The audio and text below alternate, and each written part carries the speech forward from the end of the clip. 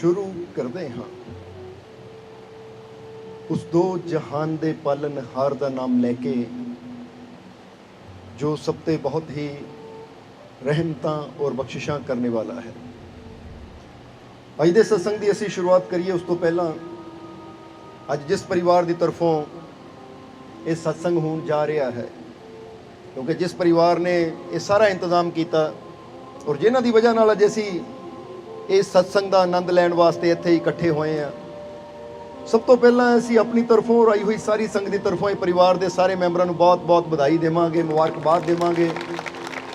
क्योंकि देखो इन्होंने ये इंतजाम किया तो अज सानू ये मौका मिले हुण फिर साडा भी फर्ज बनता है कि अगर इन्हां दी वजह दे नाल अज सानू इस सत्संग का आनंद लैण का मौका मिलिया है तो फिर असी इस परिवार वास्ते उस मालिक के चरना च अरदास बेनती करिए। की बेनती करनी है? आओ इस परिवार वास्ते बेनती करिए कि मालिक इस परिवार नू खुशियां दे नाल, रहमतां दे नाल, बरकतां दे नाल हमेशा भरपूर रखन। आने वाला समा इस परिवार वास्ते होर भी ज़्यादा खुशियां, कामयाबी, सफलता भरिया होवे। दिन दुगनी रात चौगनी तरक्की मालिक इन्हां नू देण, कम्मां कारां च इन्हां दे बरकतां देण। और जिस तरह अज इन्होंने खुशियां नाल सत्संग करवाए है, मालिक इस परिवार च खुशियां लियांदे रहन। ये परिवार हमेशा खुशियां नाल भरपूर रवे, खुशियां आंदियां रहन और इसी तरह खुशियां नाल सत्संग करवाते रहन और सानू भी सारिਆਂ ਨੂੰ इसी तरह सत्संग का आनंद लैण का मौका मिलता रहे। ये सारी संगत रल के इन्हां वास्ते अरदास करो उस मालिक के चरणों च। और जिस तरह असी हमेशा दसीदा है कि संगत की कीती हुई दुआ या संगत की कीती हुई अरदास दे विच बहुत बड़ी ताकत होंदी है, शक्ति होंदी है कि जदों सच्चे दिलों इंसान अपने मालिक दे अगे बेनती करता है ना, तो फिर वो इंसान की एक बेनती कहण नूं तां शब्द है, पर वो शब्द असंभव नूं भी संभव कर दिंदे हैं। हुण सत्संग नूं अगे लैके चलीए उस तो पहला दसना चाहांगे कि हुणे जदों इस परिवार दे घर च बैठे सी अंदर, एक जीव आए जो मंसूरवाल बेट तो है। उन्होंने अपनी बेटी नूं सामने खड़ा किया, कहंदे मालको ये बेटी है, कित्थे वो बेटी? अज जरा खड़ी जावे, छोटी जी बच्ची है मंसूरवाल बैठ तो हुणे ही अंदर उन्होंने दसिया सानू। जरा खड़े हो जाओ, बच्ची भी खड़ी कर दो, पिछे खड़ी है, वो देखो हथ खड़ा कर दे बेटा उपर नूं। हाँ इदां ये वो बच्ची है जिहनूं डॉक्टर कहंदे सी कदी तुर नहीं सकती। डॉक्टर की कहंदे सी इहनूं कदी तुर नहीं सकती, ना बचना नहीं है। पर इस परिवार ने मालिक अगे फरियाद की, विश्वास रखिया जो बचन होए कि चिंता ना करो, ये ना देखो डॉक्टर की कहते हैं, तुसी अपने मालिक पे विश्वास रखो, वो बच्ची खड़ी भी होएगी, चलेगी भी, दौड़ेगी भी, तो लंबी जिंदगी भी जिएगी। आज बच्ची तुहाडे सामने आज आप तुर के आई है और अंदर दस रहे सी बच्ची ने स्पैशल कहा बेटा आजा दौड़ के एक बार दौड़ के दिखा दे जीवन नूं, कि देख ला डॉक्टर मैनूं कहंदे सी तुर नहीं सकती तो मैं दौड़ रही है मालिक की रहमत नाल। ठीक है, ये वो रहमतां है मालिक दी और ये कोई कहानियां नहीं, हकीकत है तुहाडे सामने। इसलिए असीं कहंदे कि डॉक्टरां ने कोई नहीं बेटा शाबाश, नाम की है?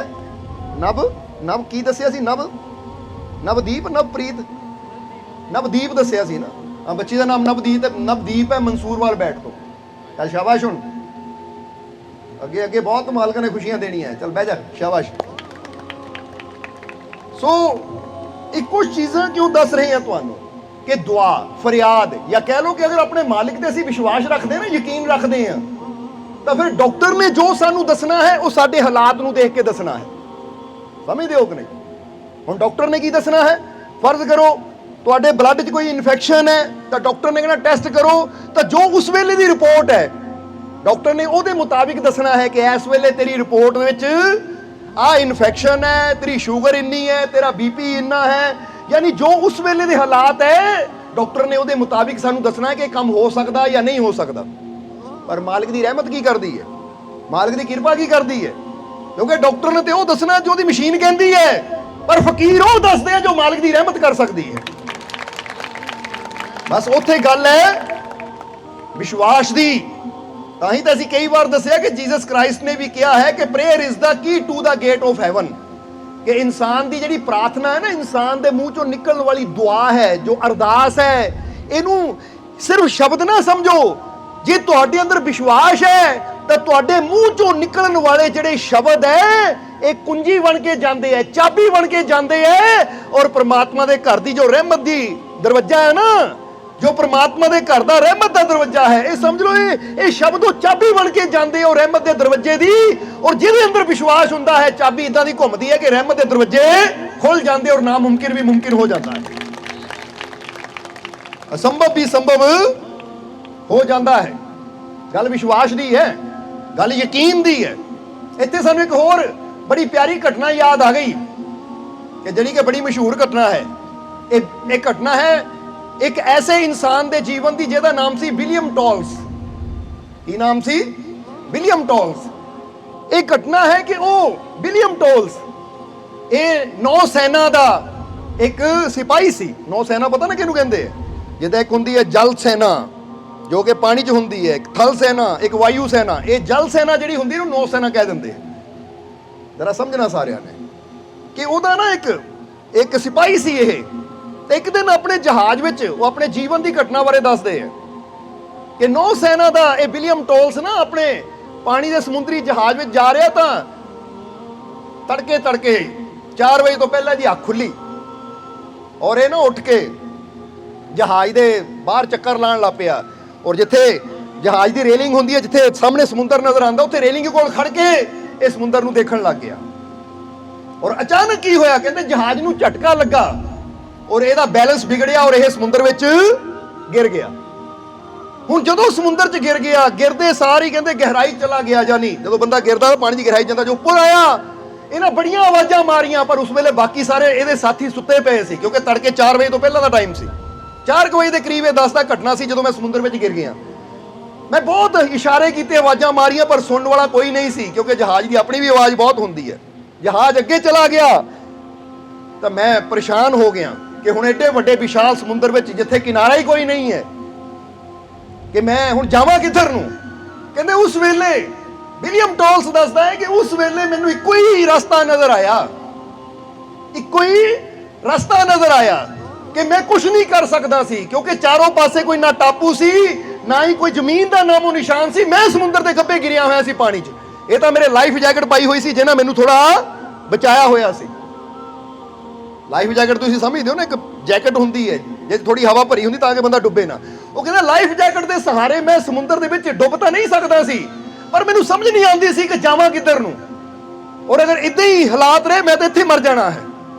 ਤੇ ਕਹਿੰਦੇ ਜਦੋਂ ਮੈਂ ਦੇਖਿਆ ਚਾਰੋਂ ਪਾਸੇ ਕੋਈ ਸਹਾਰਾ ਨਹੀਂ ਹੈ, ਕੋਈ ਕਿਨਾਰਾ ਨਹੀਂ ਹੈ, ਕੋਈ ਮੈਨੂੰ ਸੰਭਾਲਣ ਵਾਲਾ ਨਹੀਂ ਹੈ, ਤਾਂ ਫਿਰ ਉਸ ਵੇਲੇ ਮੇਰਾ ਧਿਆਨ ਇੱਕ ਤਰਫ ਗਿਆ। ਪਤਾ ਕਿੱਧਰ ਗਿਆ? ਉੱਪਰ। कि बेशक ऐसले ना मेरे दाएं कोई है ना बाएं कोई है, ना अगे कोई है ना पिछे कोई है, पर ऊपर एक शक्ति ऐसी है कि अगर मैं ओनू पुकारा तो मेरी मदद जरूर करेगी। कहते फिर मैं उस वेले होर कुछ नहीं कर सकता सी, बस अपने ईश्वर ने कोई गल कही कि हे ईश्वर, हे गॉड, तू बड़ा मेहरबान है, मैनू बचा लै, मैनू बचा लै, मैनू बचा लै। कहता लगातार मेरे अंदरों यही शब्द निकल रहे थे, बहुत मेहरबान है, मेरी मदद कर, please God help me, please God help me, ते तू सिवा मैनू कोई इत्थे बचा नहीं सकता। कहना मैं प्रार्थना कर रहा सी, इदां ही प्रार्थना कर रहा सी। तड़के 4 बजे का गिरिया, दोपहर हो गई। मैं गॉड नहीं कह रहा कि अचानक दोपहर का समा जो होया 2:30-3 बजे का टाइम, 4 बजे तो 3 बज गए, तो कहते देखिया कि जहाज आ रहा है, माल वाला जहाज, क्योंकि समुद्री जहाज वो भी होंगे जिते बड़े बड़े टैंकर या कैंटर रखे होंगे जिन्हें माल होंदा है। वो माल वाला जहाज उत्थे गुजरिया, उत्थे ओदे जो जहाजी सी उन्हां दी नज़र जदों इत्ते गई तो उन्होंने इहनूं बचाया, उन्होंने इसनूं बचाया। और जदों बचा के इहनूं डैक ते लिआंदा ना, जहाज दे डैक ते, तो इन्हां सब तो पहला अपने ईश्वर का शुक्रिया किया। कहता शुक्रिया मेरे मालिक, शुक्रिया परमात्मा, शुक्रिया गॉड, थैंक यू, क्योंकि तू मैनूं बचा लिया, मैं तेरे अगे प्रार्थना की थी, तू मैनूं बचा लिया। हुण किया जाता है कि जदों उन्होंने बचाया, जहाज के कैप्टन ने उहदे बारे पुछया तो उन्होंने दस्सिया कि मैं एक नौसेना का अधिकारी हाँ, यानी सिपाही हाँ। जदों उन्होंने नौसेना के हवाले किया गया ना, यानी तो नौसेना का जो मेन सी, उन्होंने कहा इस कैप्टन की वजह नाल साडे एक सैनिक की जान बची, असीं इहनूं सन्मानित करना है कैप्टन नूं। इसलिए कहते अपनी सभा च बुला के वो जहाज के कैप्टन नूं जदों सन्मानित करने वास्ते माइक ते बुलाया गया तो उन्होंने पुछया, ਉਹ ਨੌ ਸੈਨਾ ਦੇ ਅਧਿਕਾਰੀ ਨੇ, ਜਿਹੜਾ ਮੇਨ ਵੱਡਾ ਅਫਸਰ ਸੀ, ਕਿ ਇੱਕ ਗੱਲ ਦੱਸੋ, ਤੁਸੀਂ ਮਾਲ ਵਾਲੇ ਜਹਾਜ਼ ਨੂੰ ਲੈ ਕੇ ਉੱਧਰ ਕਿੱਧਰ ਜਾ ਰਹੇ ਸੀ? ਹਾਲਾਂਕਿ ਉੱਧਰ ਤਾਂ ਕੋਈ ਰਸਤਾ ਹੈ ਹੀ ਨਹੀਂ, ਤੁਹਾਡਾ ਰੋਡ ਤਾਂ ਕੋਈ, ਯਾਨੀ ਤੁਹਾਡਾ ਮਾਰਗ ਤਾਂ ਕੋਈ ਹੋਰ ਸੀ, ਤੁਸੀਂ ਉੱਧਰ ਕਿੱਦਾਂ ਪਹੁੰਚ ਗਏ? ਤਾਂ ਕੈਪਟਨ ਨੇ ਇੱਕ ਗੱਲ ਕਹੀ, ਕਹਿੰਦਾ ਮੈਨੂੰ ਅੱਜ ਤੱਕ ਸਮਝ ਨਹੀਂ ਆਉਂਦੀ। ਇਹ ਗੱਲ ਨੂੰ 15 ਦਿਨ ਹੋ ਗਏ, ਕਿਉਂਕਿ 15 ਦਿਨਾਂ ਬਾਅਦ ਉਹਦੇ ਸਨਮਾਨ ਵਿੱਚ ਸਮਾਰੋਹ ਰੱਖਿਆ ਗਿਆ ਸੀ। ਕਹਿੰਦਾ ਮੈਂ ਅੱਜ ਤੱਕ ਨਹੀਂ ਮੈਨੂੰ ਸਮਝ ਆਉਂਦੀ ਕਿ ਤੜਕੇ ਦਾ ਸਮਾਂ ਸੀ, ਮੇਰਾ ਜਹਾਜ਼ ਆਪਣੀ ਸਹੀ ਦਿਸ਼ਾ 'ਚ ਜਾ ਰਿਹਾ ਸੀ, ਮੈਂ ਸੁੱਤਾ ਪਿਆ ਸੀ, ਪਤਾ ਨਹੀਂ ਅਚਾਨਕ ਮੈਨੂੰ ਕੀ ਹੋਇਆ, ਮੈਂ ਉੱਠਿਆ ਔਰ ਆਪਣੇ ਜਹਾਜ਼ ਨੂੰ ਸਹੀ ਦਿਸ਼ਾ ਦੀ ਤਰਫੋਂ ਮੈਂ ਉਹਨੂੰ ਇੱਧਰ ਨੂੰ ਮੋੜ ਦਿੱਤਾ ਔਰ 200 ਮੀਲ ਦਾ ਸਫ਼ਰ ਕਰਕੇ ਅਸੀਂ ਟੋਲਸ ਤੱਕ ਪਹੁੰਚੇ, ਵਿਲੀਅਮ ਟੋਲਸ ਤੱਕ ਪਹੁੰਚੇ, ਨੂੰ ਬਚਾਇਆ। ਕਹਿੰਦਾ ਮੈਨੂੰ ਅੱਜ ਤੱਕ ਸਮਝ ਨਹੀਂ ਆਉਂਦੀ ਉਹ ਕਿਹੜੀ ਸ਼ਕਤੀ ਸੀ ਜਿਹਨਾਂ ਮੈਨੂੰ ਸਹੀ ਦਿਸ਼ਾ ਤੇ ਜਾਂਦਿਆਂ ਨੂੰ ਮੈਨੂੰ ਜਹਾਜ਼ ਮੋੜਨ ਤੇ ਮਜਬੂਰ ਕਰ ਦਿੱਤਾ। ਕਹਿੰਦਾ ਮੈਨੂੰ ਅੱਜ ਤੱਕ ਸਮਝ ਨਹੀਂ ਆਈ। ਹੁਣ ਜਦੋਂ ਇੱਥੇ ਕਹਾਣੀ ਉਹਨੇ ਲਿਖੀ ਹੈ ਕਿ ਉਹ ਕਹਿੰਦਾ ਮੈਨੂੰ ਅੱਜ ਤੱਕ ਸਮਝ ਨਹੀਂ ਆਈ, ਤਾਂ ਅਸੀਂ ਇੱਥੇ ਕਹਿਣਾ ਚਾਹਾਂਗੇ ਕਿ ਉਹ ਕੈਪਟਨ ਤਾਂ ਕਹਿੰਦਾ ਮੈਨੂੰ ਅੱਜ ਤੱਕ ਸਮਝ ਨਹੀਂ ਆਈ ਕਿ ਮੈਂ ਸਹੀ ਦਿਸ਼ਾ ਵੱਲ ਜਾਂਦਿਆਂ ਆਪਣਾ ਜਹਾਜ਼ ਕਿੱਦਾਂ ਇੱਧਰ ਨੂੰ ਮੋੜ ਦਿੱਤਾ ਔਰ ਟੋਲਸ ਕੋ ਕਿੱਦਾਂ ਪਹੁੰਚ ਗਏ। ਕਹਿੰਦਾ ਮੈਨੂੰ ਖੁਦ ਨਹੀਂ ਸਮਝ ਆਉਂਦੀ। ਹੁਣ ਕੈਪਟਨ ਨੂੰ ਤਾਂ ਸਮਝ ਨਹੀਂ ਆਈ, ਪਰ ਸਾਨੂੰ ਯਕੀਨ ਹੈ ਤੁਹਾਨੂੰ ਸਮਝ ਜ਼ਰੂਰ ਆ ਗਈ ਹੋਏਗੀ ਕਿ ਉਹ ਕਿਹੜੀ ਸ਼ਕਤੀ ਸੀ ਜਿਹਨੇ ਉਹਨੂੰ ਮੁੜਨ ਤੇ ਮਜਬੂਰ ਕਰ ਦਿੱਤਾ। ਔਰ ਇਹ ਕੋਈ ਉਦਾਂ ਹੀ ਕਹਾਣੀ ਨਹੀਂ ਹੈ, ਇਹ ਕੁਝ ਐਸੀਆਂ ਇਤਿਹਾਸ ਦੀਆਂ ਘਟਨਾਵਾਂ ਹੈ ਜਿਹੜੀਆਂ ਦੱਸਦੀਆਂ ਹੈ ਕਿ ਅਗਰ ਸੱਚੇ ਦਿਲੋਂ ਪ੍ਰਮਾਤਮਾ ਅੱਗੇ ਪ੍ਰਾਰਥਨਾ ਕੀਤੀ ਜਾਵੇ ਕਿ ਐ ਮੇਰੇ ਮਾਲਿਕ, ਐ ਪ੍ਰਮਾਤਮਾ, ਐ ਗੋਡ ਪਲੀਜ਼ ਹੈਲਪ ਮੀ, ਮੇਰੀ ਮਦਦ ਕਰ, ਮੈਨੂੰ ਰਸਤਾ ਦਿਖਾ, ਮੇਰੀ ਸਹਾਇਤਾ ਕਰ, ਕਿਉਂਕਿ ਤੇਤੋਂ ਸਿਵਾ ਕੋਈ ਮੈਨੂੰ ਬਚਾ ਨਹੀਂ ਸਕਦਾ, ਤੇਤੋਂ ਸਿਵਾ ਕੋਈ ਮੈਨੂੰ ਸਹਾਰਾ ਦੇ ਨਹੀਂ ਸਕਦਾ, ਕਿਉਂਕਿ ਸਭ ਦਾ ਸਹਾਰਾ ਇੱਕ ਤੂੰ ਹੀ ਹੈ। ਜਦੋਂ ਇਸ ਵਿਸ਼ਵਾਸ ਨਾਲ ਅਸੀਂ ਆਪਣੇ ਮਾਲਿਕ ਅੱਗੇ ਪ੍ਰਾਰਥਨਾ ਕਰਦੇ ਆ ਤਾਂ ਫਿਰ ਉਹਦੀ ਰਹਿਮਤ ਸਾਨੂੰ ਬਚਾਉਣ ਵਾਸਤੇ ਜ਼ਰੂਰ ਆਉਂਦੀ ਹੈ। ਜਿੱਦਾਂ ਅਸੀਂ ਕਹੀਦਾ ਨਾ, ਬੁੱਲਿਆ ਰੱਬ ਤੇ ਰੱਖ ਭਰੋਸਾ, ਨਾ ਫਿਰ ਡਾਮਾ ਡੋਲ, ਇੱਕ ਭਰੋਸਾ ਰਹਿਮਤ ਵਾਲੇ ਕਈ ਦਰ ਦਿੰਦਾ। ਹੁਣ ਦੇਖੋ ਵਿਲੀਅਮ ਟੋਲਸ ਨੇ ਉਧਰ ਬੇਨਤੀ ਕੀਤੀ, ਕਿਉਂਕਿ ਕਹਿੰਦਾ ਹੋਰ ਕੋਈ ਨਹੀਂ ਹੁਣ ਮੈਨੂੰ ਬਚਾ ਸਕਦਾ, ਕਿਉਂਕਿ ਚਾਰੋਂ ਪਾਸੇ ਕਿਨਾਰਾ ਹੀ ਕੋਈ ਹੈ ਨਹੀਂ, ਹੁਣ ਤਾਂ ਇੱਕੋ ਹੀ ਸ਼ਕਤੀ ਹੈ ਜੋ ਮੈਨੂੰ ਇੱਥੇ ਬਚਾ ਸਕਦੀ ਹੈ। ਹੁਣ ਇਹਨਾਂ ਇੱਧਰ ਪ੍ਰਾਰਥਨਾ ਕੀਤੀ, ਉਧਰੋਂ ਕੈਪਟਨ ਕਹਿੰਦਾ ਮੈਨੂੰ ਨਹੀਂ ਪਤਾ ਕਿੱਦਾਂ ਮੈਂ ਆਪਣੀ ਸਹੀ ਦਿਸ਼ਾ ਨੂੰ ਛੱਡ ਕੇ ਜਹਾਜ਼ ਨੂੰ ਮੋੜ ਲਿਆ। ਇੱਧਰ ਇਹਨਾਂ ਪ੍ਰਾਰਥਨਾ ਕੀਤੀ, ਉਹ ਕਿਹੜੀ ਸ਼ਕਤੀ ਸੀ? ਅਸੀਂ ਕਹਾਂਗੇ ਉਹਦੀਆਂ ਦੁਆਵਾਂ ਦੀ ਸ਼ਕਤੀ ਸੀ, ਉਹਦੀਆਂ ਫਰਿਆਦਾਂ ਦੀ ਸ਼ਕਤੀ ਸੀ ਜੋ ਰੱਬ ਤੱਕ ਪਹੁੰਚੀ ਤਾਂ ਰੱਬ ਨੇ ਉਹ ਜਹਾਜ਼ ਦੇ ਕੈਪਟਨ ਨੂੰ ਜਹਾਜ਼ ਮੋੜਨ ਤੇ ਮਜਬੂਰ ਕਰ ਦਿੱਤਾ ਔਰ ਉਹ ਪਹੁੰਚ ਗਿਆ ਟੋਲਸ ਤੱਕ ਔਰ ਉਹਦੀ ਜਾਨ ਬਚਾਈ। ਜਰਾ ਸਮਝੋ, ਇਹ ਪ੍ਰਾਰਥਨਾ ਦੀ ਸ਼ਕਤੀ ਹੈ। ਔਰ ਆਪਣੇ ਜੀਵਨ 'ਚ ਅਸੀਂ ਕਹਿਣਾ ਚਾਹਾਂਗੇ, ਅਸੀਂ ਆਪਣੇ ਜੀਵਨ ਦੀ ਵੀ ਗੱਲ ਕਰੀਏ ਕਿ ਸਾਨੂੰ ਅਗਰ ਆਪਣੇ ਜੀਵਨ ਨੂੰ ਦੇਖਿਆ ਜਾਵੇ ਨਾ ਤਾਂ ਸਾਨੂੰ ਪ੍ਰਾਰਥਨਾ ਅਰਦਾਸ ਦੀ ਸ਼ਕਤੀ ਤੇ ਆਪਣੇ ਮਾਲਿਕ ਤੇ ਪੂਰਨ ਵਿਸ਼ਵਾਸ ਹੈ। ਜਿੱਦਾਂ ਬੰਦਾ ਕਹਿੰਦਾ 100%, ਅਸੀਂ ਕਹਾਂਗੇ 100 ਵੀ ਛੱਡੋ, 100% ਸਾਨੂੰ ਆਪਣੇ ਮਾਲਿਕ ਦੀ ਸ਼ਕਤੀ ਤੇ, ਮਾਲਿਕ ਦੀ ਤਾਕਤ ਤੇ, ਤਾਂ ਆਪਣੀਆਂ ਦੁਆਵਾਂ ਤੇ ਵਿਸ਼ਵਾਸ ਹੈ। ਕੀ ਤੁਹਾਨੂੰ ਹੈ? ਕਿਹਨੂੰ ਹੈ? ਸਾਨੂੰ ਤਾਂ ਹੈ, ਕਿਉਂਕਿ 101 ਨਹੀਂ, 101 ਵੀ ਇਹ ਕਹਿੰਦੇ ਉਹਦੇ ਸਾਹਮਣੇ ਥੋੜਾ ਹੈ। ਉੱਥੇ ਤਾਂ ਲੱਖਾਂ ਦੀ ਮੇਅਰਮੈਂਟ ਕਰ ਰਹੇ ਹੋਏ ਨਾ, ਲੱਖਾਂ ਕਰੋੜਾਂ, ਅਸੀਂ ਕਹਾਂਗੇ ਲੱਖਾਂ ਕਰੋੜਾਂ ਅਰਬਾਂ ਖਰਬ ਵੀ ਛੋਟੇ ਪੈ ਜਾਣਗੇ। ਸਾਨੂੰ ਇੰਨਾ ਵਿਸ਼ਵਾਸ ਹੈ ਆਪਣੇ ਮਾਲਿਕ ਤੇ ਔਰ ਆਪਣੇ ਮਾਲਿਕ ਦੇ ਉਸ ਬਚਨ ਤੇ ਕਿ ਤੂੰ ਵਿਸ਼ਵਾਸ ਨਾਲ ਮੰਗ, ਵਿਸ਼ਵਾਸ ਰੱਖ, ਮੈਂ ਤੈਨੂੰ ਹਰ ਮੁਸ਼ਕਿਲ ਤੋਂ ਬਚਾਊਂਗਾ ਕਿਉਂਕਿ ਮੈਂ ਤੇਰਾ ਪਿਤਾ ਹਾਂ। ਇਹ ਕੋਈ ਛੋਟੀ ਗੱਲ ਨਹੀਂ ਹੈ। ਤੁਸੀਂ ਇੱਕ ਬੱਚੇ ਨੂੰ ਜਦੋਂ ਕਹਿ ਦਿੰਦੇ ਹੋ ਨਾ ਕਿ ਬੇਟਾ ਫਿਕਰ ਨਾ ਕਰ, ਮੈਂ ਤੇਰੇ ਨਾਲ ਹਾਂ, ਮੈਂ ਤੇਰਾ ਪਿਤਾ ਹੈ, ਇਹ ਬੱਚੇ ਨੂੰ ਪਤਾ ਕਿ ਉਹਨੂੰ ਕੀ ਹਿੰਮਤ ਮਿਲਦੀ ਹੈ। ਤਾਂ ਇੱਥੇ ਤਾਂ ਖੁਦ ਪਰਮਾਤਮਾ, ਖੁਦ ਪ੍ਰਭੂ, ਖੁਦ ਉਹ ਸਾਡਾ ਜਨਮਦਾਤਾ, ਉਹ ਮਾਲਿਕ ਸਾਨੂੰ ਕਹਿ ਰਿਹਾ ਹੈ ਕਿ ਮੇਰੇ ਬੱਚੇ ਘਬਰਾ ਨਾ, ਫਿਕਰ ਨਾ ਕਰ। ਜਦ ਵੀ ਕੋਈ ਮੁਸ਼ਕਿਲ ਆਵੇ ਤਾਂ ਕਦੀ ਆਪਣੇ ਆਪ ਨੂੰ ਇਕੱਲਾ ਨਹੀਂ ਸਮਝਣਾ, ਕਦੀ ਆਪਣੇ ਆਪ ਨੂੰ ਨਿਰਾਸ਼ਾ ਦੀ ਤਰਫ ਲੈ ਕੇ ਨਹੀਂ ਜਾਣਾ, ਬਲਕਿ ਇੱਕ ਵਿਸ਼ਵਾਸ ਰੱਖਣਾ ਹੈ, ਇੱਕ ਆਸ ਰੱਖਣੀ ਹੈ, ਇੱਕ ਉਮੀਦ ਰੱਖਣੀ ਹੈ, ਇੱਕ ਯਕੀਨ ਰੱਖਣਾ ਹੈ ਕਿ ਮੇਰਾ ਪਿਤਾ ਮੈਨੂੰ ਜੀਵਨ ਦੇਣ ਵਾਲਾ, ਮੇਰਾ ਮਾਲਿਕ ਮੇਰੇ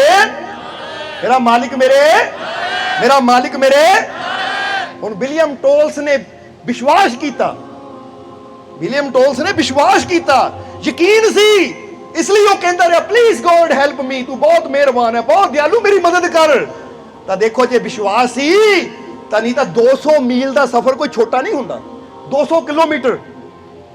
ਕਹਿੰਦਾ ਕੈਪਟਨ ਦੱਸਦਾ 200 ਕਿਲੋਮੀਟਰ ਅਸੀਂ ਆਪਣੇ ਰਸਤੇ ਤੋਂ ਰਸਤਾ ਬਦਲ ਕੇ 200 ਕਿਲੋਮੀਟਰ ਦੂਰ ਇਹਦੇ ਤੱਕ ਪਤਾ ਨਹੀਂ ਕਿੱਦਾਂ ਪਹੁੰਚੇ। ਕਹਿੰਦਾ ਮੈਨੂੰ ਆਪ ਨਹੀਂ ਸਮਝ ਆਉਂਦੀ ਕਿਹੜੀ ਸ਼ਕਤੀ ਮੈਨੂੰ ਇੱਥੇ ਤੱਕ ਲੈ ਗਈ। ਜਰਾ ਸਮਝਣਾ, ਹੁਣ ਇਹੀ ਸ਼ਕਤੀ ਹੈ ਉਹ ਪ੍ਰਮਾਤਮਾ ਦੀ ਸ਼ਕਤੀ, ਇਨਸਾਨ ਦੀਆਂ ਸੱਚੇ ਦਿਲੋਂ ਕੀਤੀਆਂ ਦੁਆਵਾਂ ਦੀ ਸ਼ਕਤੀ।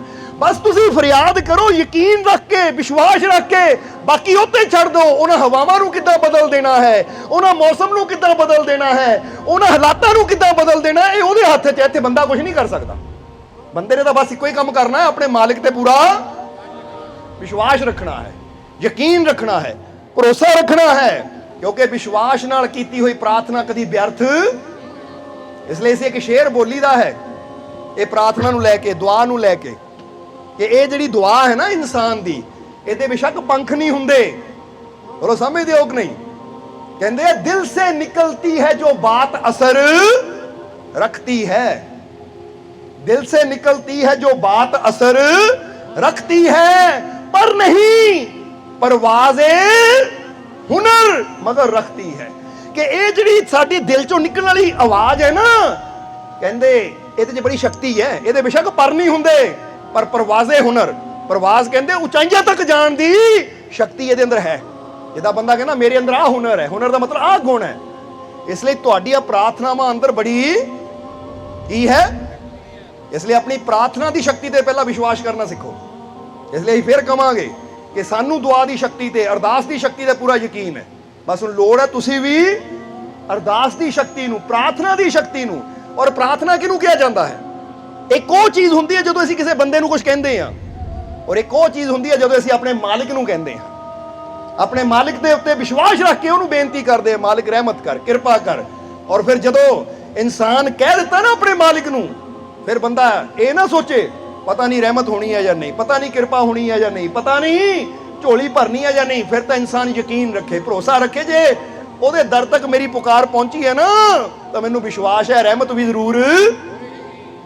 इसलिए विलियम टोल्स की कहानी है दसदी है। इसलिए फिर कहांगे कि कैप्टन तो हाले तक नहीं समझिया होएगा, जो कहना मैनू समझ नहीं आई, पर असीं समझ गए जो ये कहानी पढ़ी, जो सुनिया ये बारे असीं समझ गए।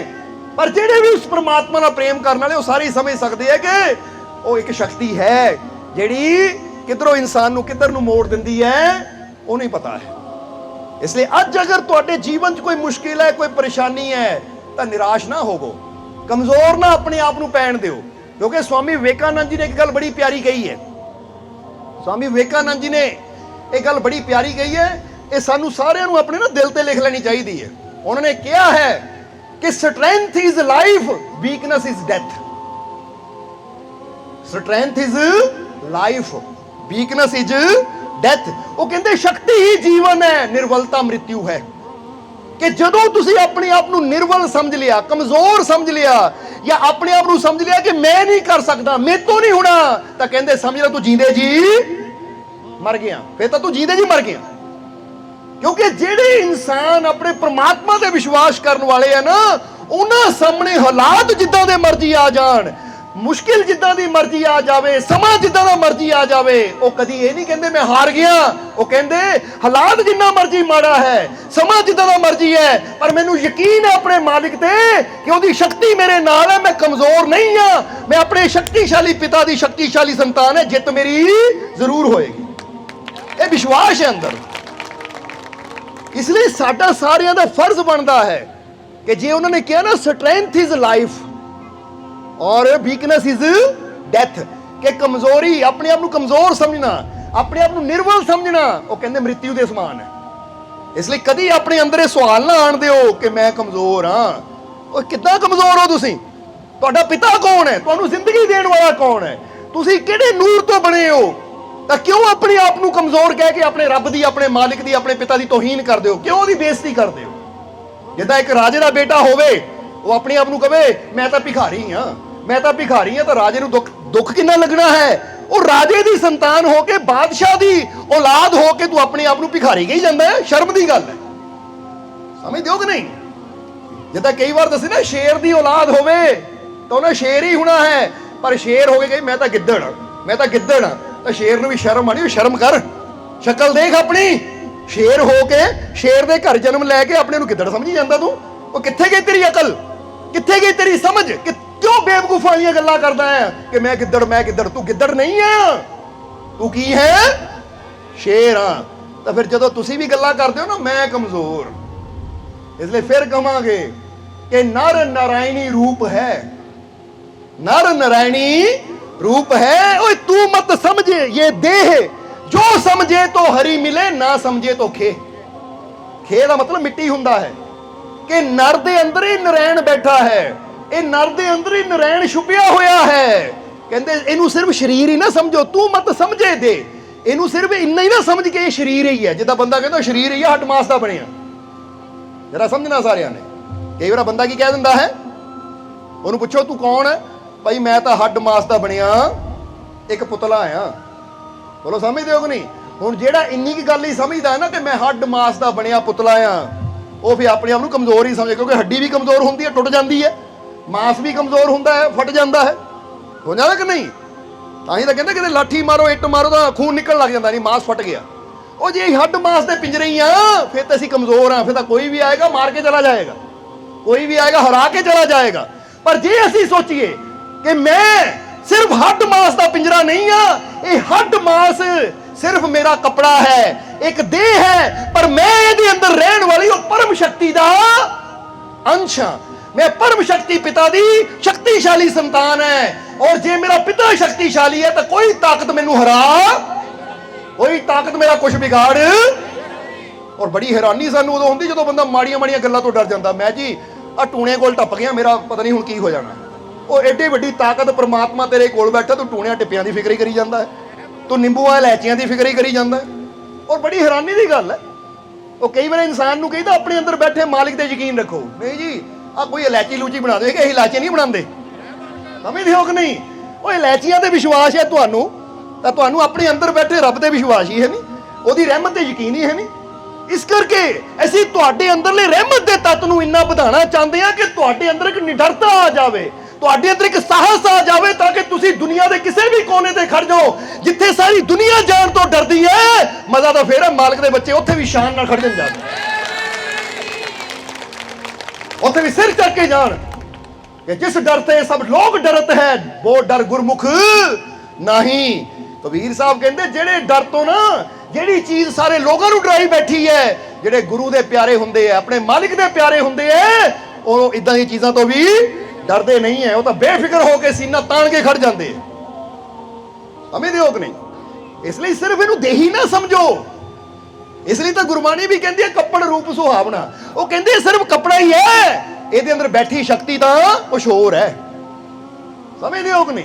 ਇਹ ਕਹਿੰਦੇ ਕੱਪੜਾ ਹੈ ਇਹ ਦੇਹੀ, पर जिन्हें कपड़े नूं ही अपना आप समझ लिया तो कपड़े ने फटना भी है, पुराना भी होना है। और समझते हो कि नहीं? ताही तो कई कहते हाय हुण बुढ़े हो चले आ, हुण कमजोर हो गए, उम्र वधदी जा रही है, दिन प्रतिदिन बुढ़े होंदे जा रहे हैं, कमजोर होंदे जा रहे हैं। मतलब कपड़ा ही समझते अपने आप को, क्योंकि कपड़ा जो फैक्ट्री चों निकलना आ तो बड़ा मजबूत होंदा, पर जिद्दां जिद्दां साल 2 साल 6 महीने बीतने हैं तो कपड़ा हौली हौली कमजोर होंदा है। बोलो समझते हो कि नहीं?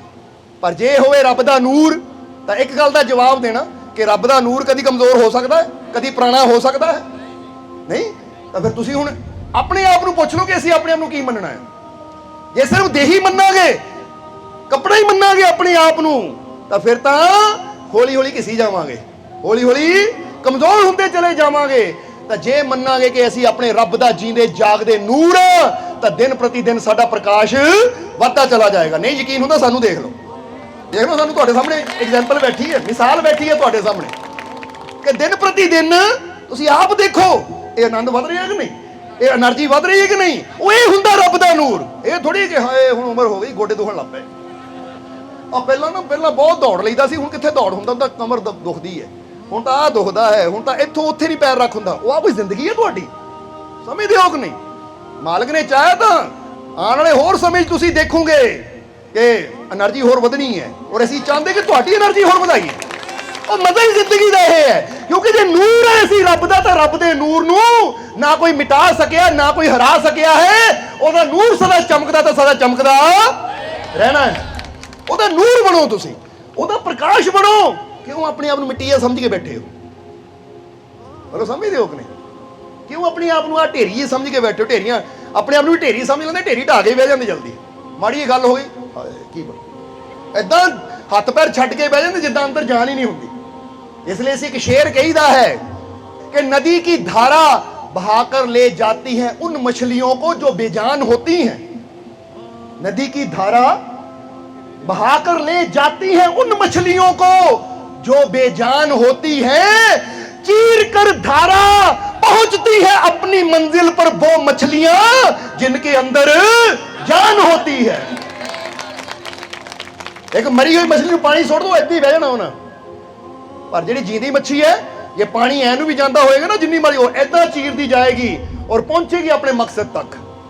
हुण तुसीं मरी हुई मछली हो या जींदी, तो फिर ऐ होगा तो बह जाते होंगे, हाय मर गए। माड़ी कोई दुख की खबर सुन ली, हाय की बनू। माड़ी कोई गल हो गई, वो भाई 10,000 का है, 10,000 का घाटा पै गया, हाय मर गए। वो दाता जींदा है, दाता बैठा है, उत्ते विश्वास रख, 10 गया तो लख देगा, समझते हो कि नहीं, क्योंकि देने वाला सलामत है। तो फिर दाता की फिक्र कादी, जे दाता साथ होवे तो बंदा कभी दाता नूं देख के निराश नहीं हुंदा, बल्कि दाते नूं देख के उसकी सारी निराशा सारी उदासी दूर हो जाती है। वो इको ही यकीन रखता है कि जिसने मैनू जीवन दिता, मेरा दाता जी मेरे नाल है, तो दाता की कमी कदी मैनू, ये कह दो कमी कदी मैनू, कमी कदी मैनू, क्योंकि मेरा दाता मैनू दाता देने वाला मालिक मेरा दाता मेरे। ये जोश रखा करो अपने अंदर, फिर देखो तो जिधर जाओगे अगे बढ़ते चले जाओगे, क्योंकि जीवन दे विच लहरां तो आनिया ही है, तूफान तो आनी है, पर बेजान जे बन के पे रवांगे ना, हाय मैं मर गया, हाय मेरे तो कुछ नहीं होना, हाय आ मुसीबत का हल नहीं होना, ये बेजान है, ये वीकनेस है। और स्वामी विवेकानंद जी कहते वीकनेस इज डेथ, कहते कमजोरी ही मृत्यु है। इसलिए अपने आप को कमजोर ना समझ, क्योंकि एक बंदा अगर ढेरी ढा के बह गया, हुण समझ लो ढेरी ढा के अज बैठा, तो बंदा कहना मौत उसकी 90 साल बाद, वो कहते बेशक 90 साल बाद चिता से साड़िया गया, पर मारो अज ही गया। बोलो समझ हो कि नहीं। इसलिए अपने आप को कभी कमजोर ना समझो, अपने अंदर कभी वीकनेस ना आन दो, अपने अंदर और शक्ति को पहचानो कि जिस शक्ति तो मैं पैदा होया, वो शक्ति मेरे रोम रोम विच बसदी है, क्योंकि परमात्मा बसदा कि नहीं तुहाडे रोम रोम च।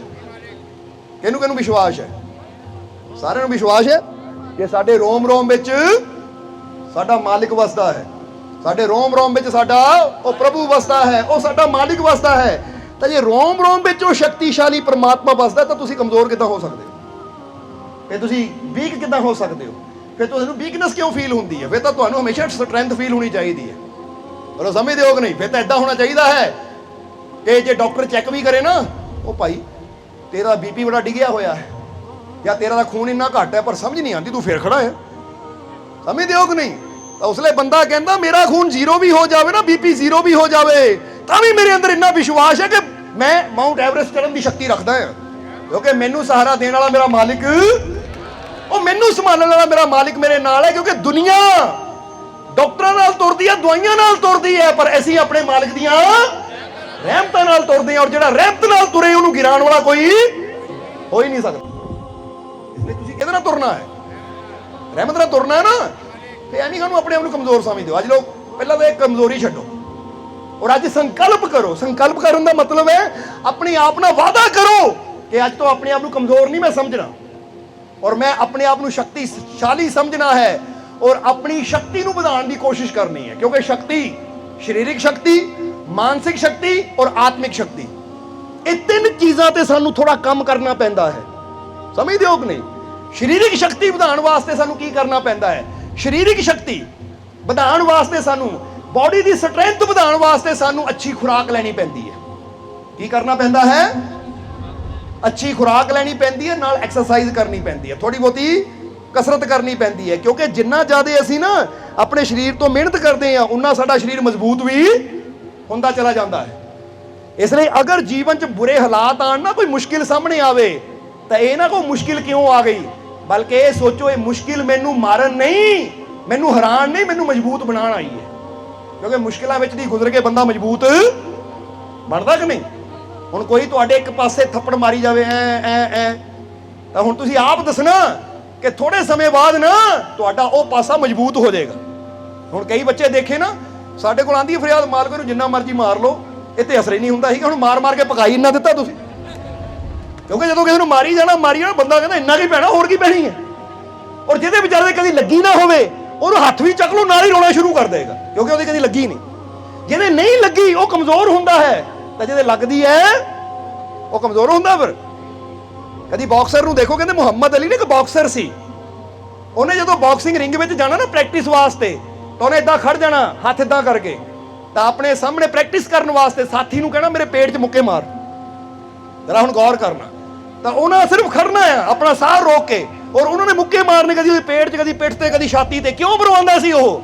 ਕਿ ਅਗਰ ਇੱਥੇ ਮੈਂ ਸੱਟ ਨੂੰ ਬਰਦਾਸ਼ਤ ਕਰ ਗਿਆ ਤਾਂ ਜਦੋਂ ਮੈਂ ਰਿੰਗ 'ਚ ਮੈਚ ਲਾਉਂਗਾ ਤਾਂ ਉਹਦੇ ਮੁੱਕਿਆਂ ਦਾ ਮੇਰੇ ਤੇ ਅਸਰ ਕੋਈ, ਕਿਉਂਕਿ ਕੋਈ ਵੀ ਇਨਸਾਨ ਪ੍ਰੈਕਟਿਸ ਬਾਹਰ ਕਰਦਾ ਹੈ ਔਰ ਮੈਚ ਵਿੱਚ ਰਿੰਗ 'ਚ ਜਿੱਤਿਆ ਜਾਂਦਾ ਹੈ, ਮੈਦਾਨ 'ਚ ਜਿੱਤਿਆ ਜਾਂਦਾ ਹੈ। ਤਾਂ ਜੇ ਬਾਹਰ ਪ੍ਰੈਕਟਿਸ ਨਾ ਕੀਤੀ ਹੋਵੇ ਤਾਂ ਮੈਦਾਨ ਵਿੱਚ ਮੈਚ ਵੀ ਕਦੀ ਬੰਦਾ ਜਿੱਤ ਸਕਦਾ ਹੈ।